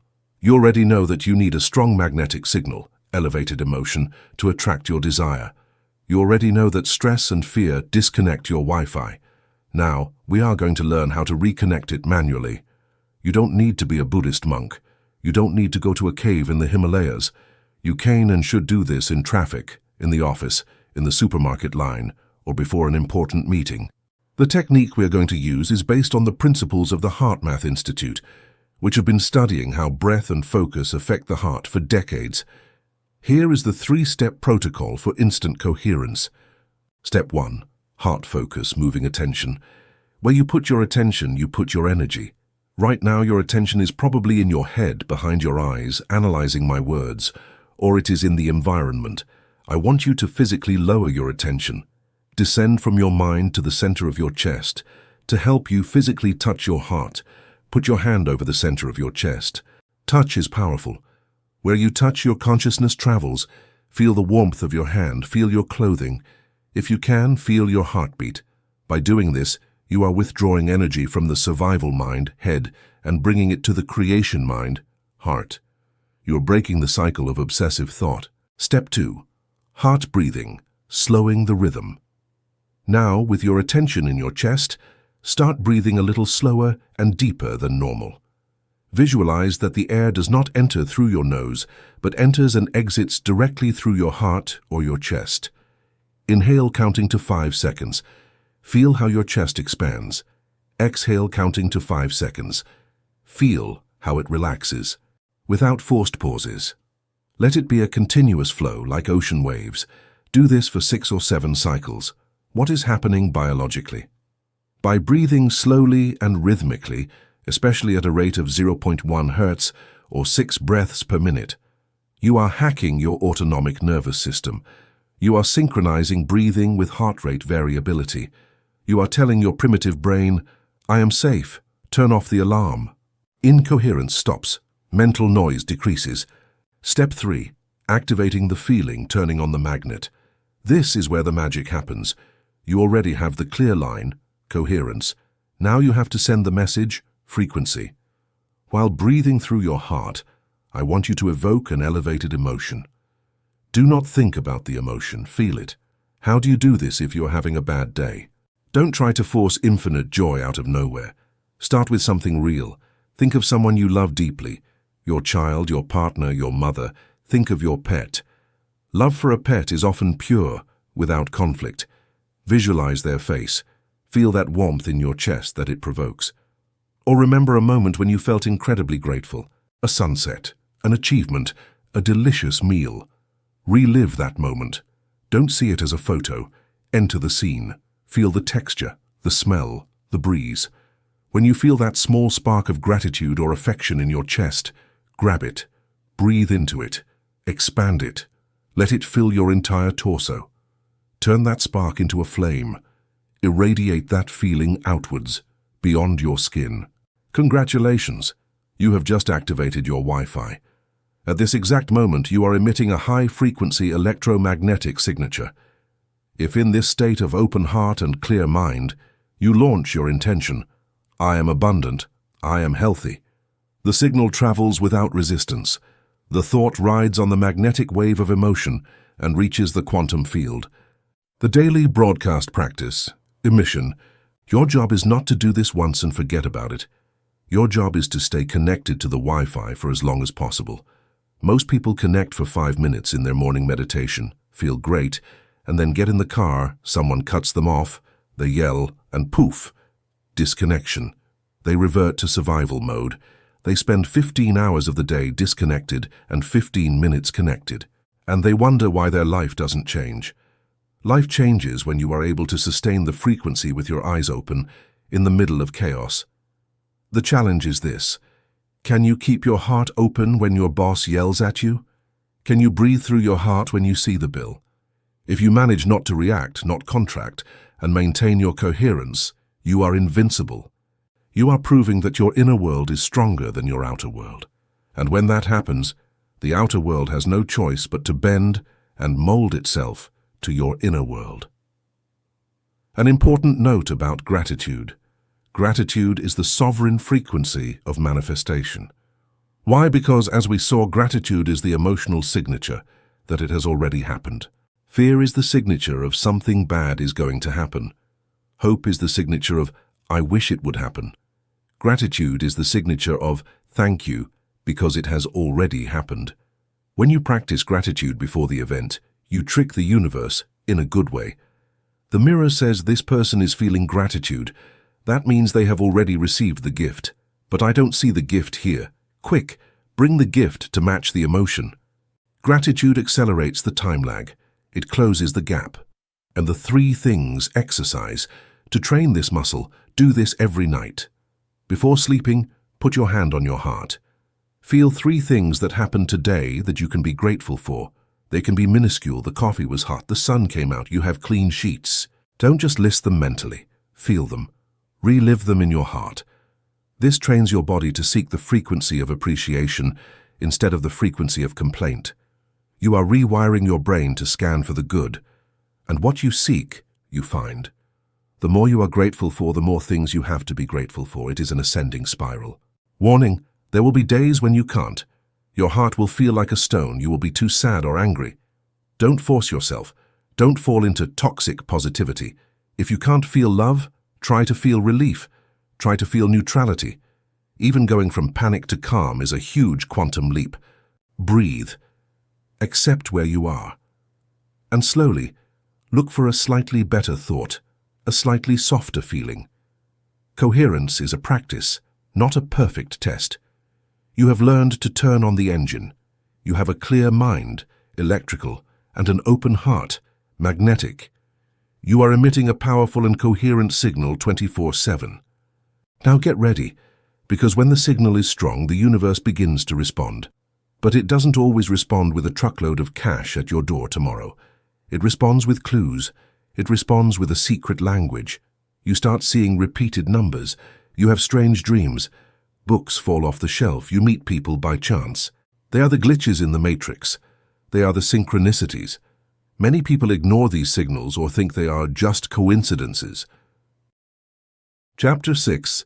Glitches and Synchronicities, the Language of the Universe. The algorithm responds. When the matrix starts flickering, welcome to the conversation zone. Up until now, this audiobook has been a monologue. You talking, you visualizing, you feeling, you reprogramming. You've been sending signals into the void, trusting that something on the other side is listening. Well, in this chapter, the void starts talking back. When you start applying the mirror effect, when you change your identity, hold the frequency, and enter heart coherence, physical reality, which once seemed solid and boring, starts behaving strangely. You start noticing glitches in continuity. You are thinking of a song from 20 years ago that you haven't heard in decades. You walk into a coffee shop, and that song is playing. You are doubting whether to move cities, and suddenly a truck drives past you with the name of that city painted on the side in giant letters. You look at the clock, 11:11. You look at the license plate of the car in front, 222. You look at the grocery receipt, 3333. You meet a person who has exactly the information you needed for your project at a party you didn't want to attend. Most people, dulled by materialism, call this coincidence. They say, "How curious, what a coincidence," and they move on with their lives, ignoring the call. But you are no longer most people. You are a reality hacker, and as a hacker, you know that in a programmed system, there are no coincidences. There are synchronicities. Psychiatrist Carl Jung coined the term synchronicity to describe the occurrence of two events that have no causal connection, cause-effect, but that have a connection of meaning for the observer. That is, you didn't physically cause the song to play on the radio, you didn't call the station, but the song has a profound meaning for your current internal state. Jung understood that the psyche and matter are not two separate things, they are two sides of the same coin. When the psyche moves, matter readjusts. Think of the algorithm of your social media, Instagram, TikTok, YouTube. If you start watching cat videos, the algorithm detects your interest, your attention. At first, it shows you one or two more cats to test. If you like them, emotion, suddenly your entire feed transforms. You no longer see political news, you only see cats. The algorithm does not judge. The algorithm reflects your interest. The universe operates with the same code. Synchronicities are your reality feed updating in real time. They are the system's feedback. When you start seeing these glitches or impossible coincidences, the universe is telling you, "I hear you. I have received your new frequency. I am rearranging the timeline. Keep going." They are breadcrumbs. Imagine you are walking through a dark forest, the time lag we talked about in Chapter 3. You can't see the exit, your manifestation, but suddenly you see a shiny breadcrumb on the ground. You take 10 steps and see another. Those crumbs are not the feast, but they confirm that you are heading in the right direction toward the feast. The danger here is over-rationalization. Your logical mind, the security guard of the old paradigm, hates synchronicities because it cannot explain them. It will try to convince you that you are crazy or that you are seeing patterns where there are none. It will tell you, that's the reticular activating system, RAS. Because you think about the red car, you see red cars. It's just selective attention. And yes, part of it is the RAS. But the RAS only explains why you see what was already there. The RAS does not explain statistical impossibilities. It doesn't explain thinking of a person who lives on another continent and having them call you 30 seconds later. That is not selective attention. That is quantum entanglement. When you dismiss a synchronicity by saying it's just a coincidence, you are telling the universe, "I don't believe in your language," and the communication is cut off. When you celebrate a synchronicity, no matter how small, you tell the universe, "Message received, I love it, send me more," and the flow increases. There are several types of glitches you should start tracking like a detective. 1. Repeated numbers, the binary code of the universe. Seeing 1111, 222, 444 is not superstition. In Pythagorean numerology and mysticism, numbers are the vibrational structure of reality. When you constantly see repeated numbers, it is a signal of alignment. It means you are in the right moment, in the right place. It is the universe winking at you. 1111 is often a manifestation portal. Your thoughts are materializing fast. Watch what you think now. 222 is usually confirmation. Everything is fine. Trust the process. The seed is growing. 666 or 999 are usually signals of rebalancing or cycle completion. Don't obsess over the exact meaning of every number. Stick to the feeling. What did you feel when you saw the number? Did you feel a shiver of recognition? That shiver is the truth. 2. Instant manifestation, the free coffee. Sometimes the universe gives you free samples to show you the system works. You fleetingly think, "I feel like a croissant," and half an hour later, a co-worker brings croissants. You think, "I would like to see a blue feather," and you see it in an advertisement. These are low-resistance manifestations. Since you don't have a strong emotional attachment to a croissant, your life doesn't depend on it. There is no resistance, and the materialization is almost instantaneous. These small manifestations are vital. Use them to build your faith. If you can manifest a coffee, you can manifest 1,000,000. The physics is the same, only your psychological resistance changes. 3. The echo of dreams. Your nightly dreams change. They stop being chaotic and become vivid, lucid, or prophetic. You dream you are in the new house. You dream you are talking to that person. The dream state is the pure quantum field, without the body's resistance. If you are dreaming it repeatedly, it means it already exists on the energetic plane and is descending to the physical plane. 4. Strange obstacles, divine protection. This is crucial. Sometimes synchronicity looks negative. You are going to a very important meeting to get that job you think you want, and your car tire goes flat, or you get sick, or they cancel the flight. Your initial reaction is, "Damn it, the universe is against me, I have bad luck." Error. If you are in coherence and vibrating high, and an obstacle arises that prevents you from going somewhere, it is a redirection. The universe, which has an eagle's view of the entire labyrinth, knows that job was not for you. It knows that meeting was going to be a waste of time. It knows that if you had taken that flight, you would have met someone who would delay you 5 years. The obstacle is a synchronicity of protection. Learn to say thank you for the flat tire. I don't know what you saved me from, but I trust. 5. The feeling of unreality. The lucid dream. A point in the awakening comes where life starts to feel like a dream. You look around and the colors seem brighter. People seem like characters in a play. You feel a strange lightness. It is the sensation of de-densification. You are releasing the heaviness of the 3D matrix. You are starting to live with one foot in the quantum world. Don't panic.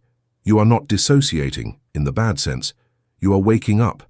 You are ceasing to be the video game character to realize that you are the player holding the controller. Now that you know how to recognize the language, the question is, how do you respond? A conversation requires 2 parties. The universe speaks to you with signals. You have to answer with actions. In the second part, we will talk about how to navigate the bridge of incidents. I will teach you how to connect the dots and follow the trail of breadcrumbs to the treasure without getting lost in the forest. The bridge of incidents. How to connect the dots to your desire. Imagine you have asked to manifest being a successful writer. You have visualized, you have felt, you have entered coherence. The next day you get fired from your accounting job. Your mind screams, "System failure. I asked for success, and they give me unemployment." You panic, you frantically look for another accounting job. If you do that, you have just ignored the biggest signal the universe could give you. To be a successful writer, you needed time to write. You needed to get out of that office that was draining your soul. The firing was not a mistake. It was the first brick of the bridge of incidents. The great mystic Neville Goddard coined this term. He affirms that from the moment you set your intention until the moment it is fulfilled, a series of events, coincidences, encounters, crises, opportunities will unfold that will lead you, step by step, to your destination. The trap is that this bridge is rarely logical or linear. It often looks like a disaster. It often looks like you are going backward. Steve Jobs was fired from his own company, Apple. It seemed like the end.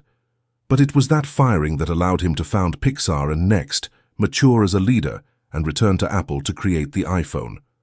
Without the firing, the negative glitch, there would be no iPhone. The bridge of incidents had to go through public failure to reach glory. You are currently crossing your own bridge. Perhaps that painful breakup last week is necessary to make room for the partner you manifested. Perhaps that illness is necessary for you to stop, reflect, and change careers. How do you navigate the bridge without going crazy? By following 3 golden rules of metaphysical navigation. Rule 1. Don't judge the event by its wrapper. Synchronicities often come disguised as problems. Remember the Taoist fable of the Chinese farmer. His horse runs away. Neighbors say, "What bad luck?" He says, "Perhaps." The horse returns with 3 wild horses. Neighbors, "What good luck?" he says, "Perhaps." His son breaks his leg taming a horse. Neighbors, "Bad luck?" He says, "Perhaps." The army comes to recruit young men for the war and rejects the son because of the broken leg. Neighbors, "Good luck." You never know if something is good or bad because you don't have the complete view of the film. You only see the current scene. Your job is to maintain curious neutrality. Instead of labeling an event as disaster, label it as interesting. Wow, I've been fired. What an interesting plot twist. I wonder how this is going to lead me to my desire. That attitude of curiosity keeps your frequency high and allows the bridge to continue building. Panic collapses the bridge. Rule 2. Follow the energy, the body's yes and no. As you cross the bridge, you will have to make decisions. Do I go to that party or not? Do I accept that invitation or not? Do I call that person or not? Don't use logic. I should go because it's good for networking. Use the synchronistic GPS. Your body is the antenna. Think about option A. Does your body expand, lightness, curiosity, or contract, heaviness, knot in the stomach? Synchronicity always feels like flow. If something feels forced, like you are pushing a wall, it is generally not the way. If something feels like sliding down a slide, even if it's a little scary, that is the way. Follow the trail of the emotion. Enthusiasm, entheos, God within, is the thread of Ariadne. If you are enthusiastic, it is a breadcrumb. Follow it. Rule 3. The blue feather test, active verification. If you feel the universe is silent and you need a boost of faith, you can deliberately ask for a sign. This is called testing the system. Don't do it out of doubt. Prove to me you exist. Do it out of playfulness. Let's play, universe. Say aloud or write, Universe, if I am on the right track, show me a specific signal in the next 48 hours. Choose something that is not common, but not impossible either. Examples: a yellow butterfly, a purple balloon, a rubber duck, a blue feather. And then forget about it. Don't go looking for it. Go. If you see it, on the street, on Instagram, on a t-shirt, celebrate it wildly. It is confirmation that the line is open. If you don't see it, don't get depressed. Maybe you have too much resistance, attachment to the signal. Try something simpler. Playing with the universe flexes your reality. It removes weight and seriousness, and manifestation loves fun. The danger of apophenia, the madness of patterns. A warning for the navigator. There is a mental state where the brain obsessively seeks patterns in the noise. That is called apophenia and borders on madness. Not everything is a sign. If someone treats you badly, it is not a sign that you should endure it to learn a karmic lesson. Sometimes it is just that the person is rude and you need to set a boundary. If the traffic light is red, it is not a signal to stop your project, it is just traffic. Use common sense. True synchronicity has a luminous, numinous quality. It leaves you awestruck. It feels magical, not forced. If you have to force the interpretation, well, the license plate adds up to 5 and 5 is the number of change, so it's probably not a sign. The real sign hits you. You don't look for it, it finds you. Chapter conclusion. You have learned to read the code of the matrix. You know that repeated numbers are winks of alignment. You know that obstacles can be divine detours. You know that the path to your dream is a bridge of incidents full of blind curves. You are alert. You are awake. You are seeing the mirror flicker. But seeing the signs is not enough. You have to walk the bridge, and this is where many fail. They sit on the couch waiting for the universe to bring the check to their door and put it in their pocket. They believe that law of attraction means law of inaction. False. The universe moves the pieces, but you have to move your feet. There is a type of action that doesn't tire, that isn't forced, that arises from the inspiration of the moment. It is the concept of Wu-Wei, action without effort, from Taoism. Chapter 7. Inspired action versus forced effort. Wu-Wei. The myth of sacrifice. Why rowing against the current moves the shore away. Welcome to the biggest paradox of success. We live in a society addicted to suffering. Since you were little, you have had a slogan burned into your mind that you repeat like a mantra without questioning it. No pain, no gain. You have been told that to achieve anything valuable, you have to bleed, sweat, and cry. You have been told that success is directly proportional to the amount of agonizing effort you invest. You have been told that if you are not exhausted at the end of the day, you are not working hard enough. And here you are, exhausted, stressed, working more hours than anyone, and yet your manifestation still hasn't arrived, or it arrives in dribs and drabs. You look around and see people for whom everything seems to come easily, people who work half as much as you but earn triple, people who find a partner without looking for one, while you wear yourself out on dating apps. And you think, it's unfair, they're lucky. It's not luck, it's physics.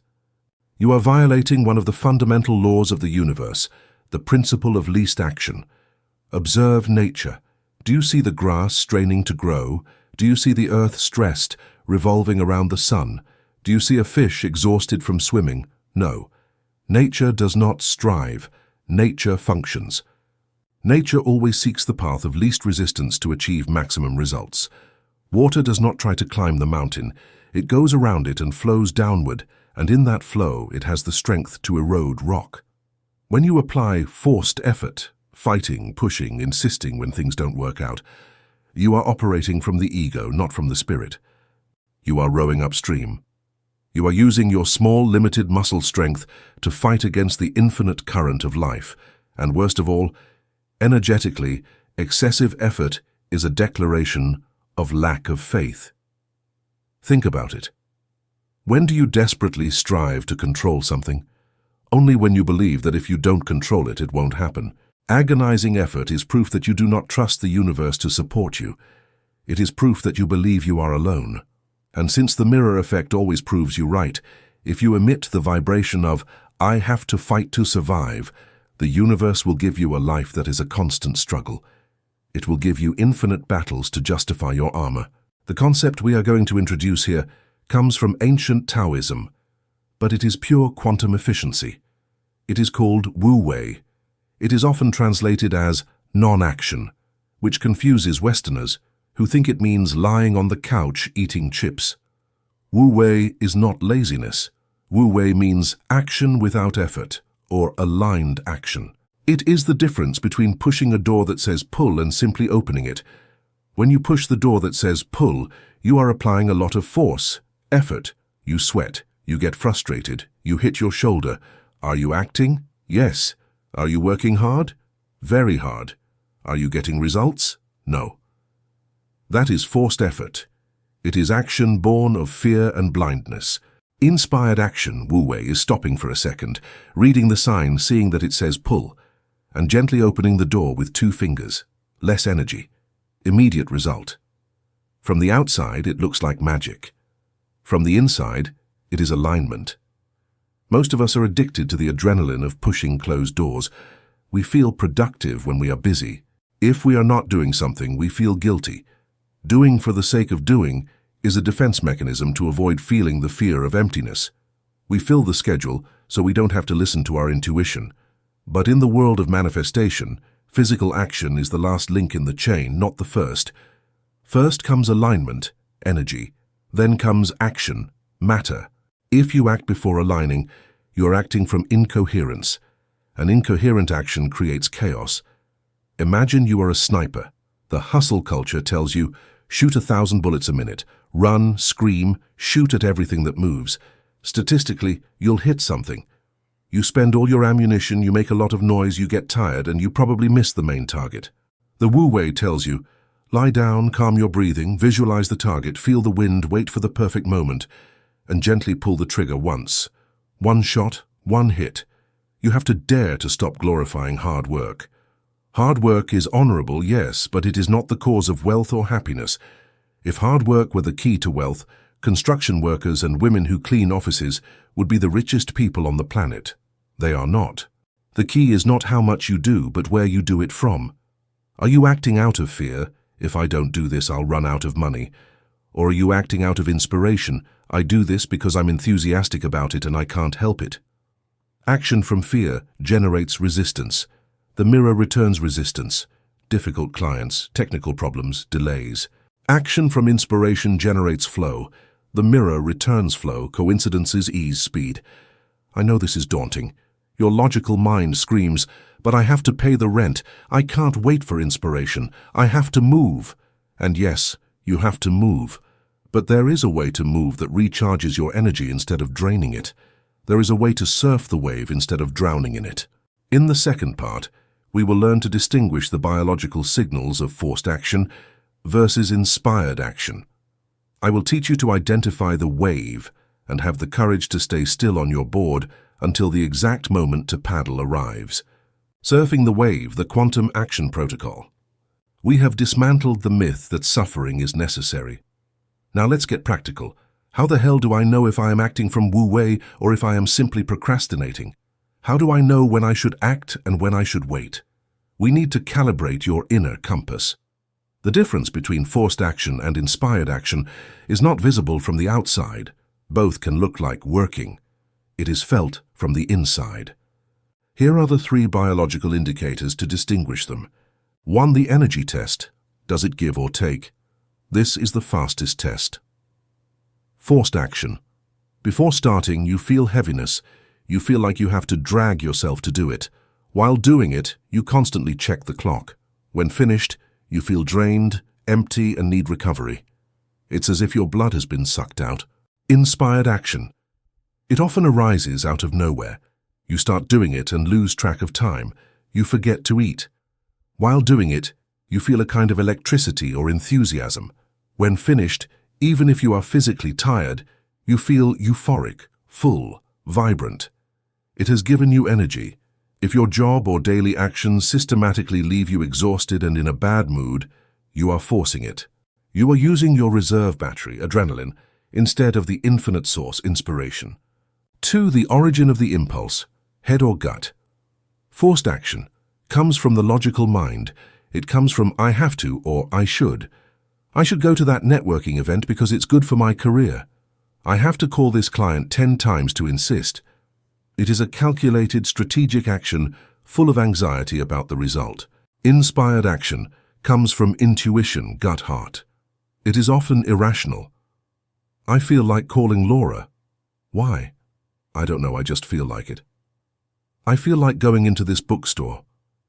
I feel the impulse to write this email right now. It is a spontaneous action. It feels like a gentle push on the back. It does not seek a specific result. The action itself is enjoyed. The universe guides you through these irrational impulses. Those are the breadcrumbs we talked about in Chapter 6. If you feel the impulse to go for a coffee at a new place, go. Maybe you will meet your partner there, or find an idea on a napkin, or simply change your vibration. Logic is linear and limited. Intuition is quantum and knows the shortcut. 3. The quality of resistance. Wall versus door. Forced action. You feel like you are hitting a wall. Everything is a problem. The file won't save, the car won't start, the person won't answer. It is the universe telling you, not this way, stop. But we stubbornly interpret resistance as a challenge. I can do anything. And we push harder, and we break ourselves. Inspired action, doors open. Maybe not all of them, but you feel a cosmic yes. Things flow, the tools you need appear. Someone offers you help without you asking. It is the feeling of having the wind at your back. The art of active waiting, not to be confused with laziness, this is where people get confused. So if I don't feel like working, I don't work. Do I stay in bed waiting for inspiration? No. Wu-Wei requires total presence. Laziness is evasion. It is wanting to escape reality. Wu-Wei is attention. It is being like a stalking cat ready to jump. If you don't have a clear inspired action right now, your job is to do the following. Do what is necessary with neutrality. Wash the dishes, pay the bills, go to your current job. Do it as best you can, but without emotional drama. Do it like a Zen meditation. Chop wood, carry water. Keep your vibration high while you do the mundane. Prepare the ground. Study, train, improve your skills. Keep moving gently. A moving car is easier to steer than a stationary one. Wait for the wave. The moment you feel the spark of inspiration, act immediately. The 5-second rule, Mel Robbins. Inspiration has a very short shelf life. The universe sends you the idea. Write that book. You feel the emotion, inspiration. But after 5 seconds, your logical mind, fear, ego, intervenes. Who are you to write? You don't have time. You're going to fail. And the inspiration dies. When you feel the inspired impulse, you have to move before your mind kills it. Do something physical in 5 seconds. Open the document. Make the call. Buy the web domain. Anchor the idea in physical reality. The universe rewards speed of implementation. It says, this person trusts. I will send them more ideas. Stop micromanaging the universe. The biggest block to Wu-Wei is control. You want to know how it will happen, when and in what way. And since you don't know, you try to force it yourself with your hands. Imagine you plant a tomato. Forced action. You pull the stem every day to make it grow faster. You yell at the plant. Inspired action. You water the earth. You pull the weeds. You ensure it gets sun. And then you step aside and let the intelligence of life grow the tomato. You don't know how to grow a tomato. You don't know how to divide your cells. You don't know how to make your heart beat. Something bigger than you does it for you. That same something knows how to bring you your desire. Your action should be to create the conditions, vibration, preparation, openness, and then allow it to happen. The leap of faith, the void. Sometimes for the new to arrive, you have to let go of the old before the new is secured. This is extreme Wu-Wei. It is quitting the job you hate when your intuition screams go, even if you don't have the perfect plan B. It is leaving the dead relationship even if you are afraid of loneliness.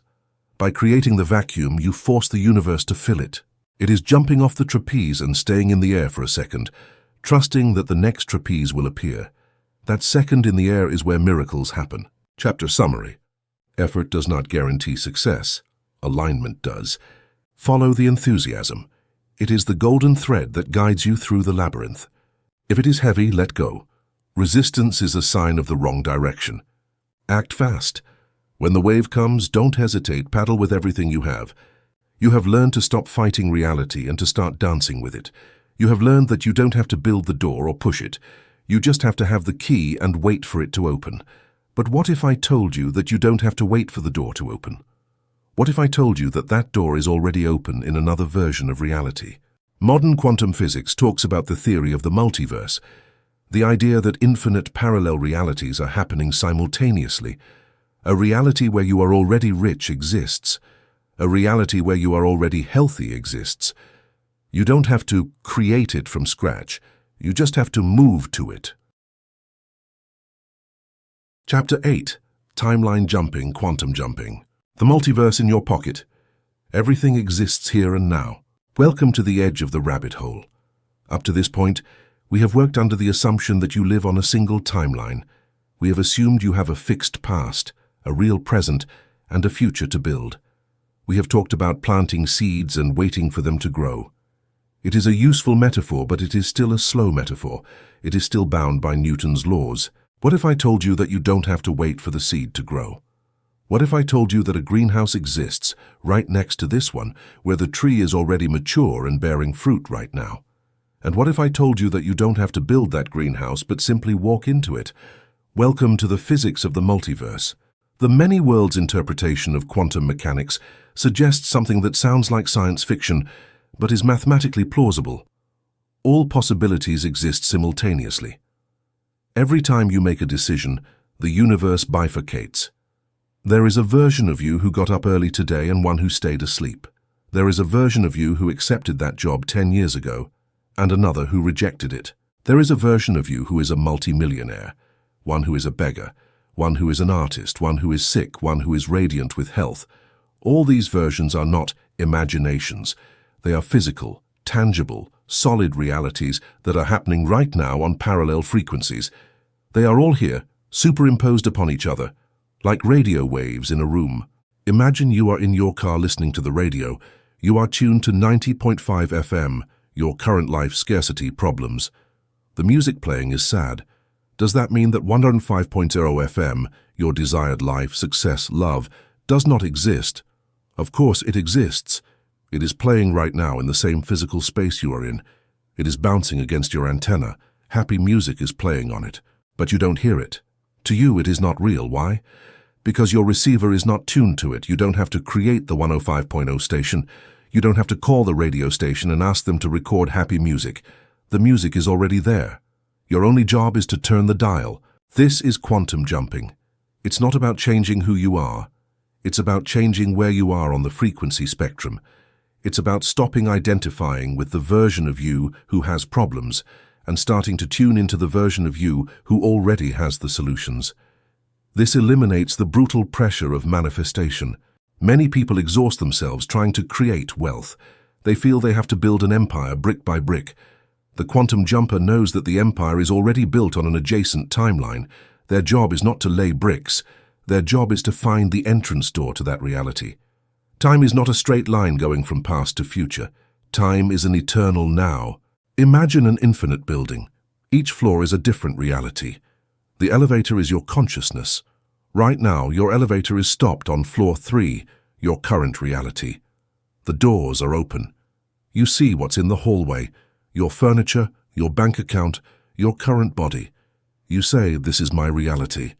But if you pressed the button for floor 50, the doors would close, you would feel a movement, and when they opened, you would see a totally different hallway.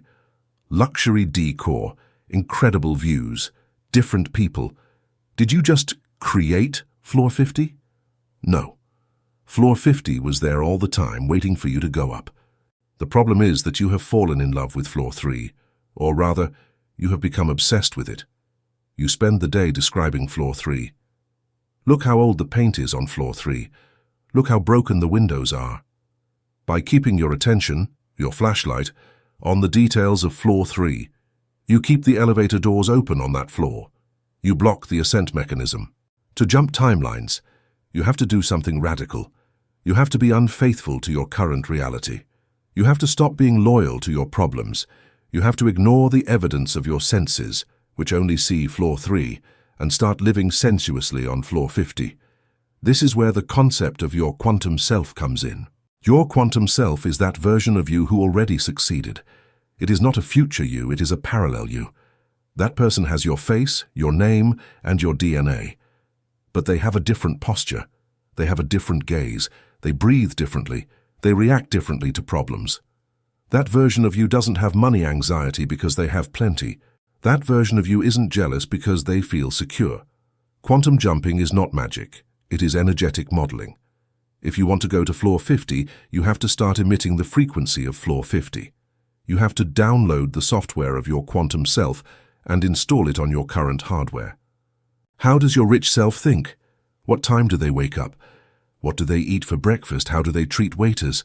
What kind of books do they read? How do they walk down the street, with hurry and fear or with calm and authority? The moment you start acting, thinking, and feeling like your quantum self, the universe gets confused, in a good way. The universe says, wait a moment. This person is emitting the signal of floor 50, but their physical environment is floor 3. There is a discrepancy, system error. And to correct the error, the universe, the mirror effect, starts violently moving physical reality to match your new signal. It drags you toward the new timeline. People who experience these jumps often report dizzying changes. Suddenly they lose their job. The floor 3 job doesn't exist on floor 50. Suddenly their partner leaves them. The toxic relationship doesn't exist on floor 50. And very quickly, new opportunities that seem miraculous appear. In reality, you simply change the channel. But there is a vital warning before I teach you the technique. You cannot take your old baggage to the new timeline. You cannot go up to floor 50 carrying the suitcases of victimhood, guilt, and resentment from floor 3. They won't fit in the elevator. To jump, you have to be willing to metaphorically die.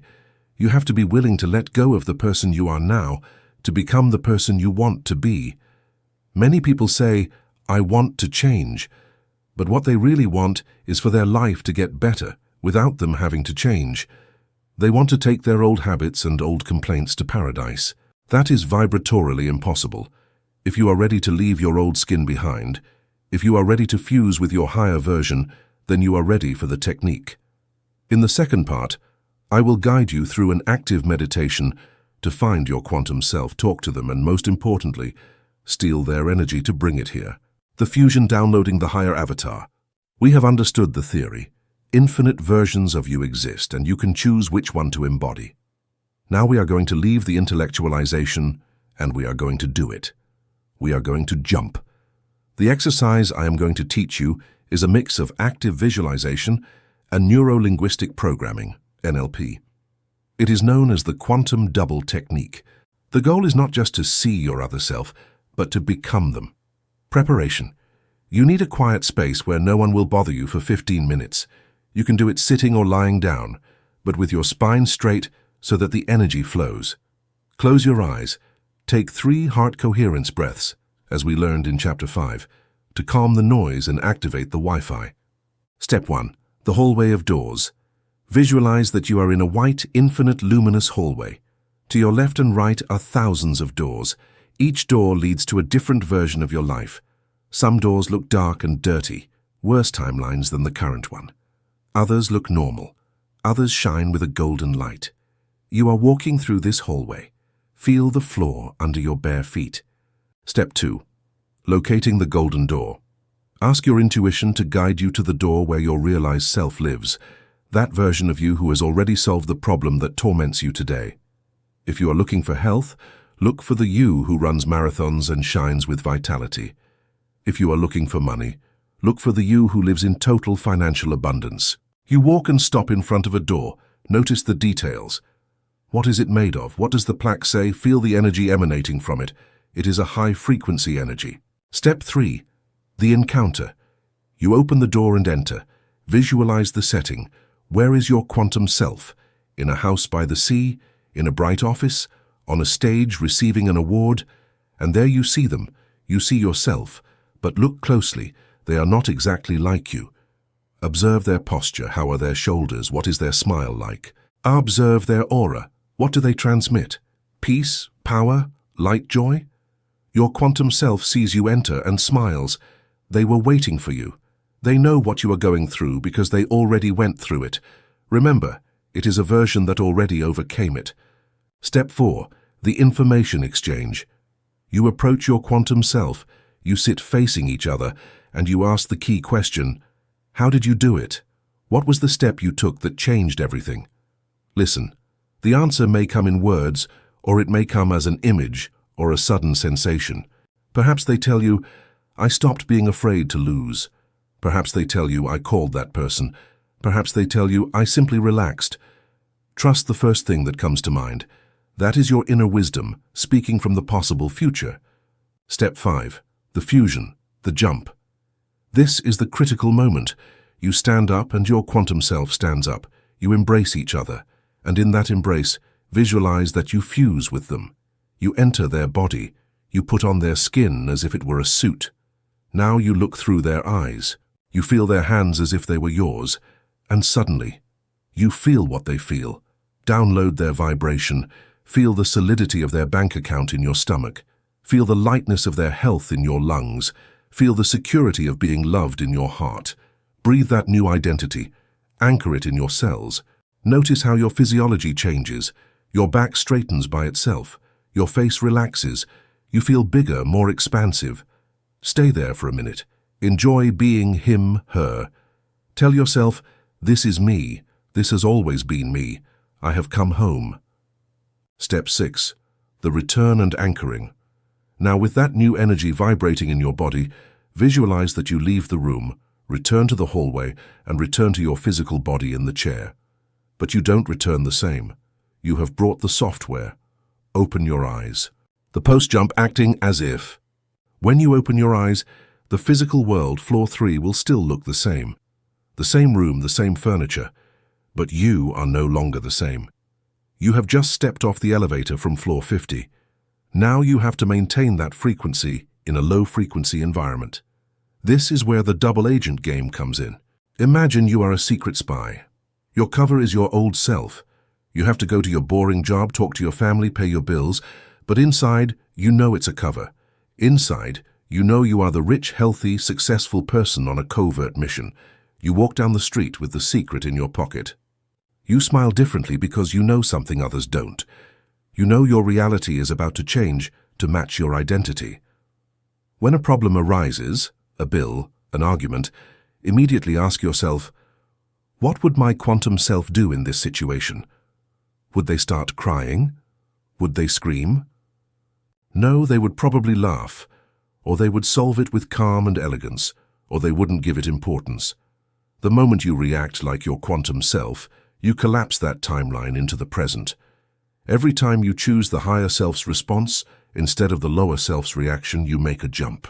The imposter syndrome. At first you will feel strange. You will feel fake. Your mind will tell you, "Who are you kidding? You are still broke." That voice is the immune system of your old reality trying to protect itself. Tell it, "Thank you for your opinion, but we have changed management." Remember, the jump is not a one-day event. It is a constant practice of tuning. It's like learning a new language. At first, you have to translate everything in your head. Then you start dreaming in the new language. A day will come when reacting with abundance is your automatic response. That day, the jump will have been completed. Floor 50 will have become your habitual residence. The sign you have jumped. How do you know if it worked? Aside from the Synchronicities, Chapter 6, you will notice that things that used to bother you no longer affect you. Your ex calls and you feel no pain, only indifference. A bill arrives and you feel no panic, only neutrality. The drama of others seems like a boring movie you no longer want to watch. You have changed frequency and therefore low-frequency things can no longer touch you. You have become invisible to misfortune and magnetic to luck. You have learned to travel the multiverse. You have met your maximum potential. Now the challenge is to live there permanently. It's not about visiting success in meditation and then returning to complaining. It's about moving in. Chapter 9, Living in the End, the Law of Assumption, the Great Denial Thinking. From the desire, not of the desire. Welcome to graduation. Up until now, you have learned to clean your subconscious, enter heart coherence, and jump timelines. You have all the tools. But there is one last frontier that separates the apprentice from the master. There is one last abyss you must cross. That abyss is the evidence of your senses. You look at your bank account and see $10. Your eyes see scarcity. Your logical mind screams danger. You look at your bed and it is empty. Your eyes see loneliness. You look at the medical diagnosis and see illness. The normal, logical, and reasonable human reaction is to accept what your eyes see as the truth. We say, "We must be realistic." But you are not here to be realistic. You are here to create reality. And to create reality, sometimes you have to be, in the eyes of the world, completely delusional. In this chapter, we are going to study the most powerful teaching of the mystic Neville Goddard, the law of assumption. This law says something very simple yet radical. Assume the feeling of your wish fulfilled, and its physical reality will be inevitable. But notice the key word, fulfilled, past tense, done. Most people think of their desire. I wish I had that car. I imagine driving the car someday. I hope to be cured. This is thinking of the end. You are here. Lack, looking over there, desire. There is a distance. And as long as there is distance, there is waiting. The metaphysical master thinks from the end. They mentally place themselves on the timeline where the wish has already occurred, and they look at the world from there. If you already had the car of your dreams parked downstairs, would you be visualizing it with anxiety? No. You would probably be thinking, "I need to wash it tomorrow," or "I need to renew the insurance." Thinking from the end implies naturalness. It implies possession. If you were already happily married, you wouldn't be asking the universe for love. You would be thinking about what to have for dinner with your partner. Living in the end is the art of inhabiting the conclusion. It is skipping the how and the when and going straight to the champagne glass for the celebration toast. But here comes the titanic challenge. To live in the end, you have to learn to ignore the current 3D reality. You have to become an evidence denier. When your senses tell you it is not here, you have to have the divine arrogance to say, "It is here even if you can't see it yet." Imagine an architect. The architect goes to a barren plot of land. There is only mud, stones, and trash. But the architect doesn't look at the mud and cry, saying, "What a disaster, there's no house here." The architect looks at the mud, but sees the finished building. They walk across the land and say, "The kitchen goes here, the living room goes here." For them, the house is already real in their mind. The fact that the bricks are not yet laid is a minor technical detail. The house exists, they live in the end. If someone tells them, "You're crazy, there's nothing here," they laugh. They know that matter is slow, but that it will obey the blueprint. You are the architect of your life, but you behave like a scared tourist. You look at the mud, your current situation, and say, it's true I'm poor, it's true I'm alone. You give more authority to the bricks, matter, than to the blueprint, consciousness. And the law of assumption says, consciousness is the only reality. The physical world is just the delayed mirror. If the mirror shows you a sad face, and you feel sad because you see the sad face, the mirror will continue showing you the sad face eternally. For the mirror to smile, you have to smile first, while the mirror still shows sadness.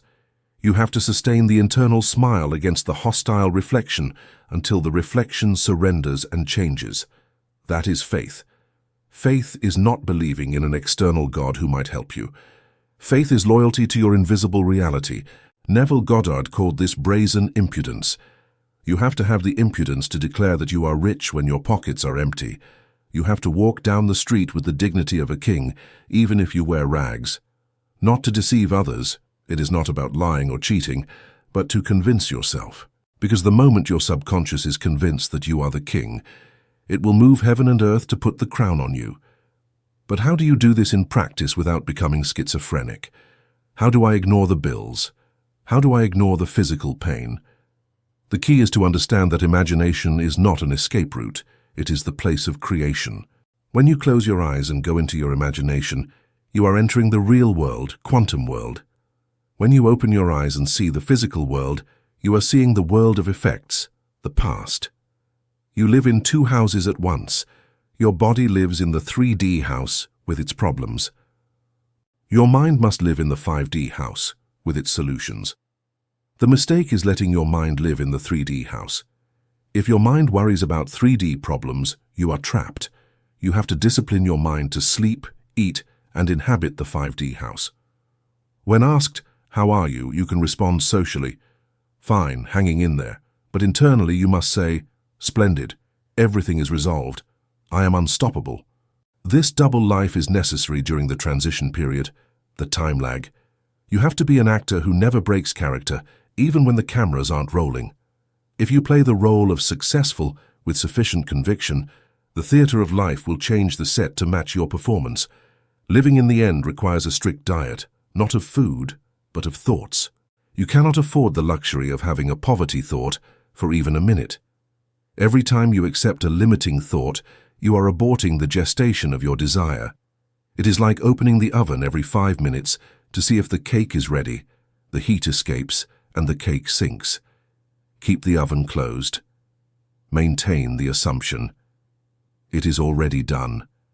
I don't know how, I don't know when, but in my mind, it is already a fact, and that is the only thing that matters. In the second part, I will teach you the practical technique for maintaining this mental discipline without becoming exhausted. We will learn about the mental diet and the revision technique, the most powerful tool for changing the past and therefore the future. The mental diet starving the old man. We know we must live as if the desire is already a fact. But let's be honest, your mind is a rebellious animal. You wake up with the intention of being the quantum self, but by 10 in the morning, after an aggressive email from your boss, you have reverted to the frightened victim. Your internal dialogue betrays you. Who am I trying to fool? This is impossible. I'm a loser. This constant mental chatter is what creates your reality. Neville said, "A person's environment is only his frozen inner conversation." If you spend the day mentally arguing with your boss, the universe will bring you more conflict. If you spend the day justifying why you don't have money, the universe will give you more reasons not to have it.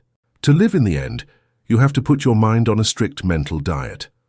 Just as you wouldn't eat junk food if you want an athletic body, you cannot consume junk thoughts if you want a successful life. What does the mental diet consist of? It is not about suppressing negative thoughts that gives them strength. It is about not inviting them in for tea. Imagine your negative thoughts are annoying door-to-door salespeople. They ring the bell. The thought arises. You have two options. A. Open the door, invite them in, argue with them, get angry, and spend 3 hours dwelling on them. This is what you do now. B. Look through the peephole, see who it is, and do not open. Ignore the bell until they leave. The mental diet is option B.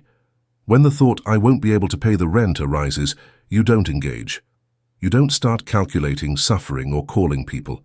You simply say to the thought, "No, that is not my reality. My reality is that the money is on its way." And you change focus immediately. You do it once and again, 1,000 times a day. It is exhausting at first, but you are retraining your brain. You are starving the old man, your old identity, by not giving him his food, your attention. The revision tool, changing the past. This is perhaps the most magical and least used technique in metaphysics. We tend to think that the past is unchangeable. What's done is done. False.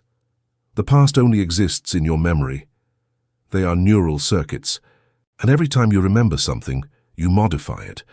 Neville proposes that we use this to our advantage to erase the negative events of the day before they crystallize in the subconscious and create more future karma. Nightly revision exercise. Every night before sleeping, review your day. If you had an argument with your partner or received bad news or made a mistake, rewrite it. In your imagination, visualize the scene again, but change it so that it happened exactly as you wanted. Visualize that your partner said, "I understand and I support you." Visualize that the email brought good news. Visualize that you acted with security. Repeat this new imaginary scene several times until you feel the relief that that is what happened. What are you doing? You are tricking the subconscious. The subconscious does not distinguish reality from fiction. If you give it the corrected scene with emotion, it archives the corrected scene as truth. The chemical effect of the day's trauma is erased. You go to sleep vibrating in the solution, not in the problem.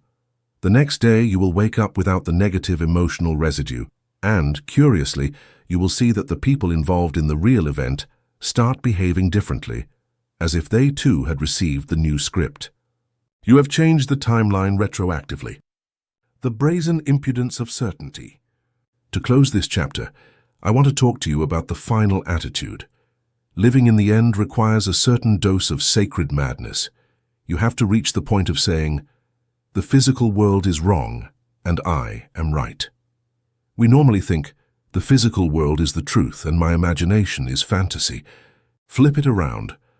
My imagination is the truth, the blueprint, and the physical world is the clay that is adapting to the mold. When you have this certainty, you stop looking for signs.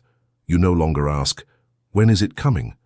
Because if you already have it in your imagination, and imagination is reality, then you already have it.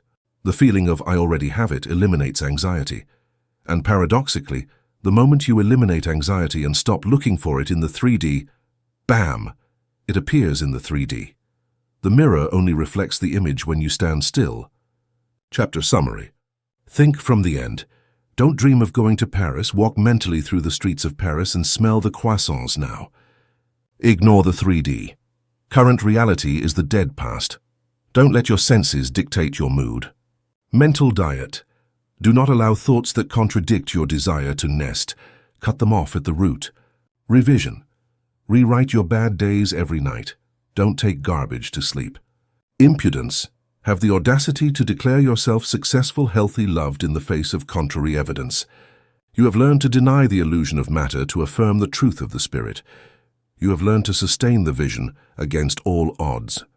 Now, there is only one step left. The final step. The step that is most terrifying to the ego, but is the only one that allows manifestation to walk through the door. You have to surrender. You have to let go of the desire. You have to break the mirror. Chapter 10. Breaking the Mirror, the Surrender. The Open Hand, Why Obsession Strangles the Miracle. We have reached the end of the road. You have learned to direct your attention, hack your identity, live in the end, and ignore 3D reality. You have done all the heavy lifting. You have planted the seed, watered it, pulled the weeds, and put up the protective fence. Now I'm going to ask you to do the one thing your ego does not want to do, the one thing that terrifies you. I am going to ask you to step away from the garden and forget about it. Welcome to the final paradox of the mirror effect. To receive what you want, you have to stop needing it. I know this sounds counterintuitive. We have spent 9 chapters talking about focus, positive obsession and persistence. And now I tell you to let go. Is this a joke? No, it is fluid mechanics. Imagine you want to catch water. If you clench your fist tightly trying to desperately grab the water slips between your fingers. The more you squeeze, the less you have. Your tension expels the object of your desire. But if you keep your hand open, relaxed, and cupped, you can effortlessly hold the water. The water stays where there is space. Tension eliminates space. When you are obsessed with your manifestation, when you think about it 24 hours a day with anxiety, when you check if it has arrived every 5 minutes, you are emitting a vibration of resistance. Obsession is fear disguised. If you are obsessed with your ex returning, it is because you are terrified of being alone. If you are obsessed with money, it is because you are terrified of poverty. That underlying terror is the signal you are sending to the mirror. You are screaming, "I don't have it, I lack it, I need it to breathe." And the mirror, implacable, returns the image of someone who searches desperately but never finds. The mirror reflects the search, not the finding. You have to understand the difference between intention and attachment. Intention is the map. I am going to Rome. It is clear, directional, and peaceful. Attachment is the rope that ties you to the outcome. If I don't get to Rome now, I will die. I can't be happy unless I am in Rome. Why am I not in Rome yet? Attachment creates a force field of repulsion. Think about that person you know who is desperate to find a partner. Do you find them attractive? No. Their energy is heavy, sticky, demanding. People run away from them. Now think about that person who is happily single, who enjoys their life, who shines with their own light. Everyone wants to be near them. They attract suitors without lifting a finger. Why? Because they don't need anyone. And because they don't need, they become magnetic. This is the secret no one tells you. The universe only gives you what you are able to let go of. If you cannot let go of it, the universe understands that that object owns you.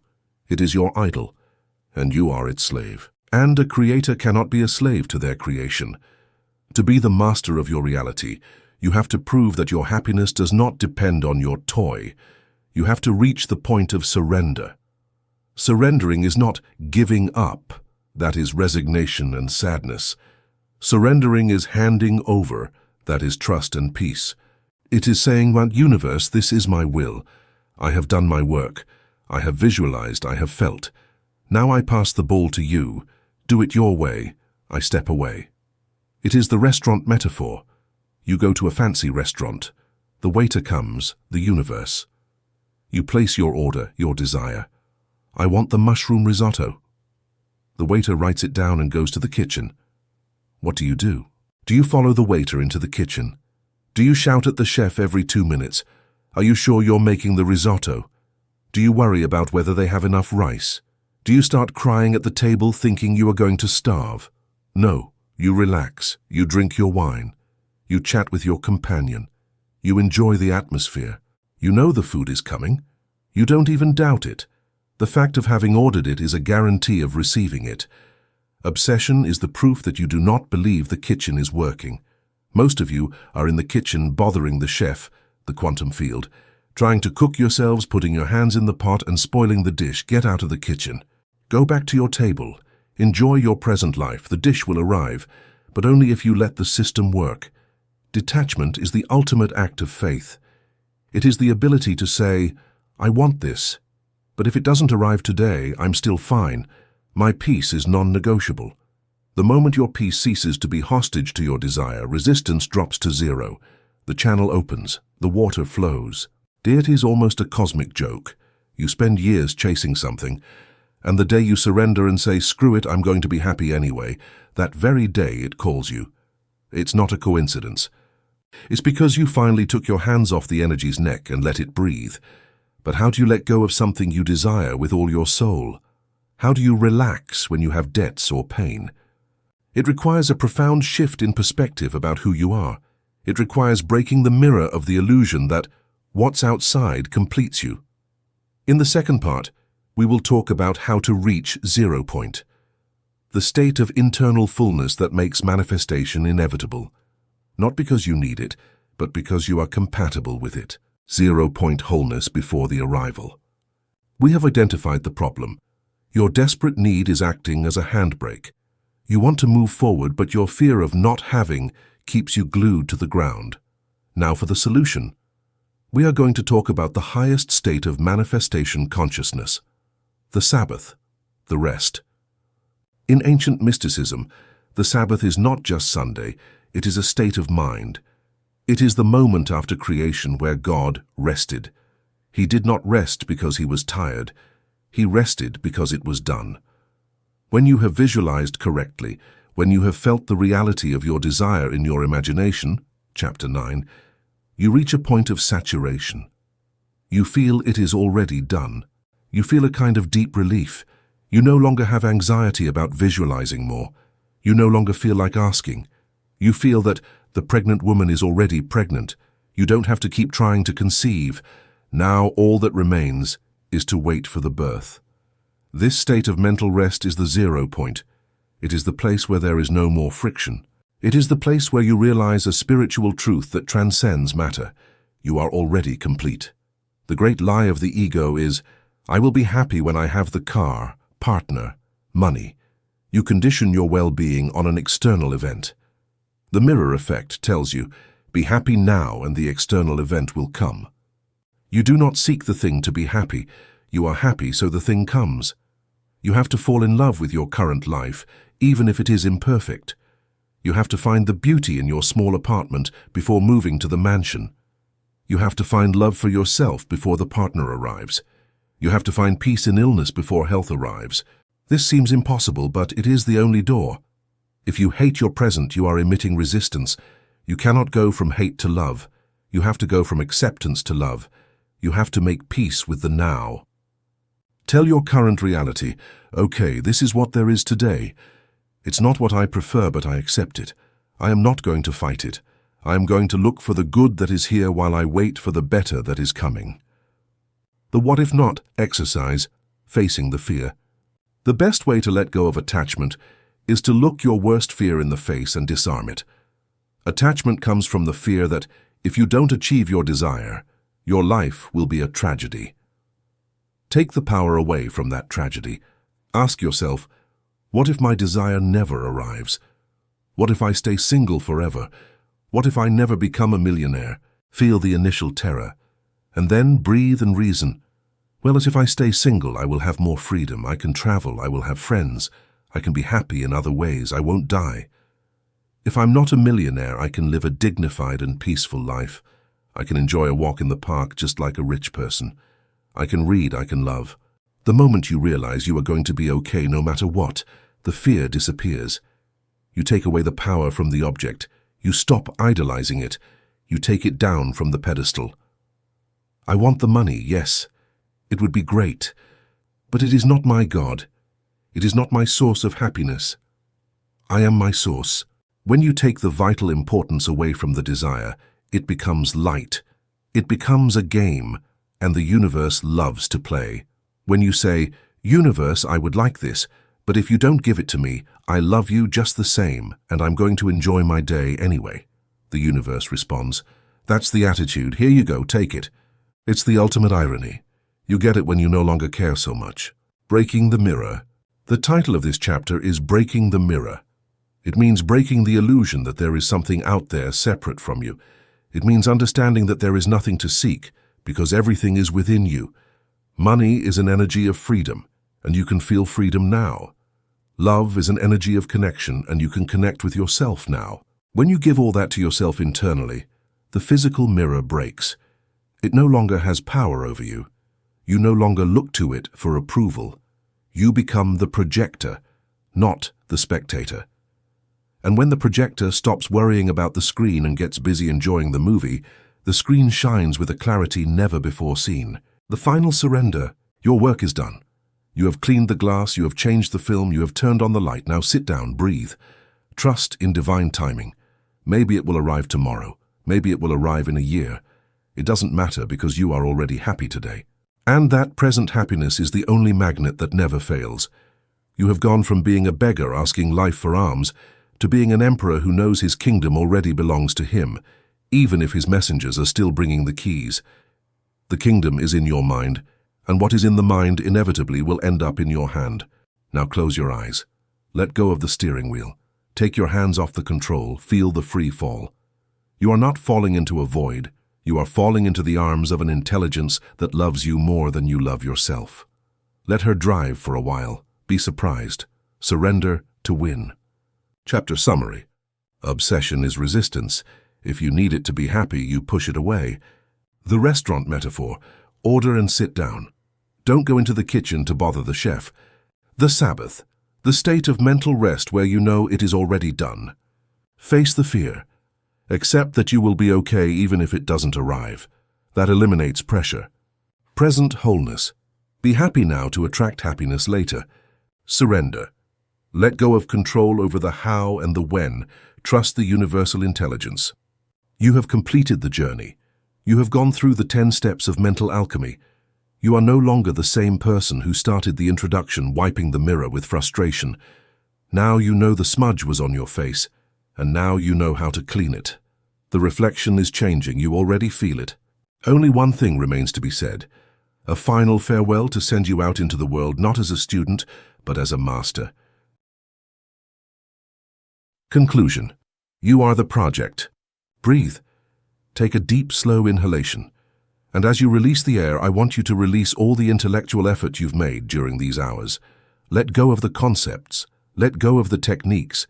Let go of quantum physics and universal laws. We have reached the end of the map. Now you stand alone, facing the mirror again. Do you remember how we started? We began with a frustrating image. You, standing in the bathroom, desperately rubbing the glass to try to remove a smudge that was on your face. We began with the feeling of helplessness, of someone shouting at the world to change, without understanding that the world is only an echo of their own voice. Look in the mirror now. The glass hasn't changed. The physical world is still the same neutral, cold and faithful mirror it has always been. But the person looking into it is no longer the same. Something fundamental has shifted inside you. You have gone from being a victim of circumstances to the architect of your reality. You have discovered that you are not a cork floating adrift in the ocean of chaos. You have discovered that you are the ocean. You have understood that scarcity, loneliness, and pain were not punishments from a cruel God, nor bad luck.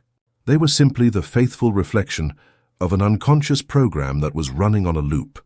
They were the universe telling you, look, this is what you believe you are. Do you like it? If you don't like it, change the belief, and I will change the image. That revelation hurts at first, because it kills the victim ego. But once you accept radical responsibility, it hands you the key to the kingdom. If you created it, even unconsciously, you can uncreate it. If you put on the horror film, you can put on the romantic comedy or the epic adventure. I want to leave you with one last truth, perhaps the most important of all. Throughout this book, we have talked about how to get things, how to manifest money, health, love, success. It's normal. It's why you are listening to this audiobook. You wanted the toys, you wanted the car, the house, the partner. But the great secret, the one all masters discover at the end of the journey, is this. Manifestation was never about the things. The car will rust, the house will need repairs, the money will be spent. Material things are ephemeral. They are props in the theater of life. The true purpose of the mirror effect is not to fill your pockets. It is to expand your soul. The real gift is not the €1,000,000. The gift is the person you had to become to be capable of manifesting that million. You had to become more disciplined, more loving, more conscious, more courageous. You had to learn to master your mind, open your heart, and trust the invisible. That internal transformation is the real treasure. That is the only thing you will take with you from this life when you go. The wealth of your consciousness is the only asset that does not suffer from inflation. Starting today, your life is divided into 2 eras, before knowing and after knowing. You no longer have the excuse of ignorance. The next time something bad happens in your life, you can no longer look at the sky and shout, "Why me?" Now you will know to look inward and ask, what part of me is vibrating at this frequency? What limiting belief has just been projected onto the 3D screen? Thank you for showing me. Now I'm going to correct it. This doesn't mean your life will be perfect starting tomorrow. You will continue to have challenges. You will continue to have days when the old self wants to take control, days of fear, days of doubt. The time lag will test you. But now you have the tools. You know how to turn on the flashlight of your attention. You know how to enter heart coherence in 3 minutes. You know how to jump to the timeline where the problem is already solved. You know how to live in the end. Your job from now on is not to make a superhuman effort once a year. Your job is to maintain consciousness hygiene every day. Just as you shower daily to clean your body, you must meditate and visualize daily to clean your vibration. Do not let the dirt of the outer world accumulate on your lens. Be the jealous guardian of your mental temple. When you turn off this audio, you will return to the real world. Your senses will bombard you with the old reality. You will see the same streets, the same people, the same news. The temptation to fall back asleep will be strong. The gravity of mediocrity is heavy. They will tell you, be realistic, stop dreaming, accept your fate. In that moment, I want you to remember this secret. You are the projector. Everything you see, you are emitting. If you don't like the movie, don't fight with the screen. Don't fight with the people. Don't fight with the economy. Retreat to your inner sanctuary. Change the film reel. Feel the new reality with such intensity that it makes you cry with gratitude. And then, open your eyes and observe how the world, obedient and magical, begins to reorganize atom by atom to match your vision. You did not come into this world to work, pay bills, and die. You came to remember that you are a creator. You came to play with energy. You came to look into the mirror of the universe and fall in love with what you see.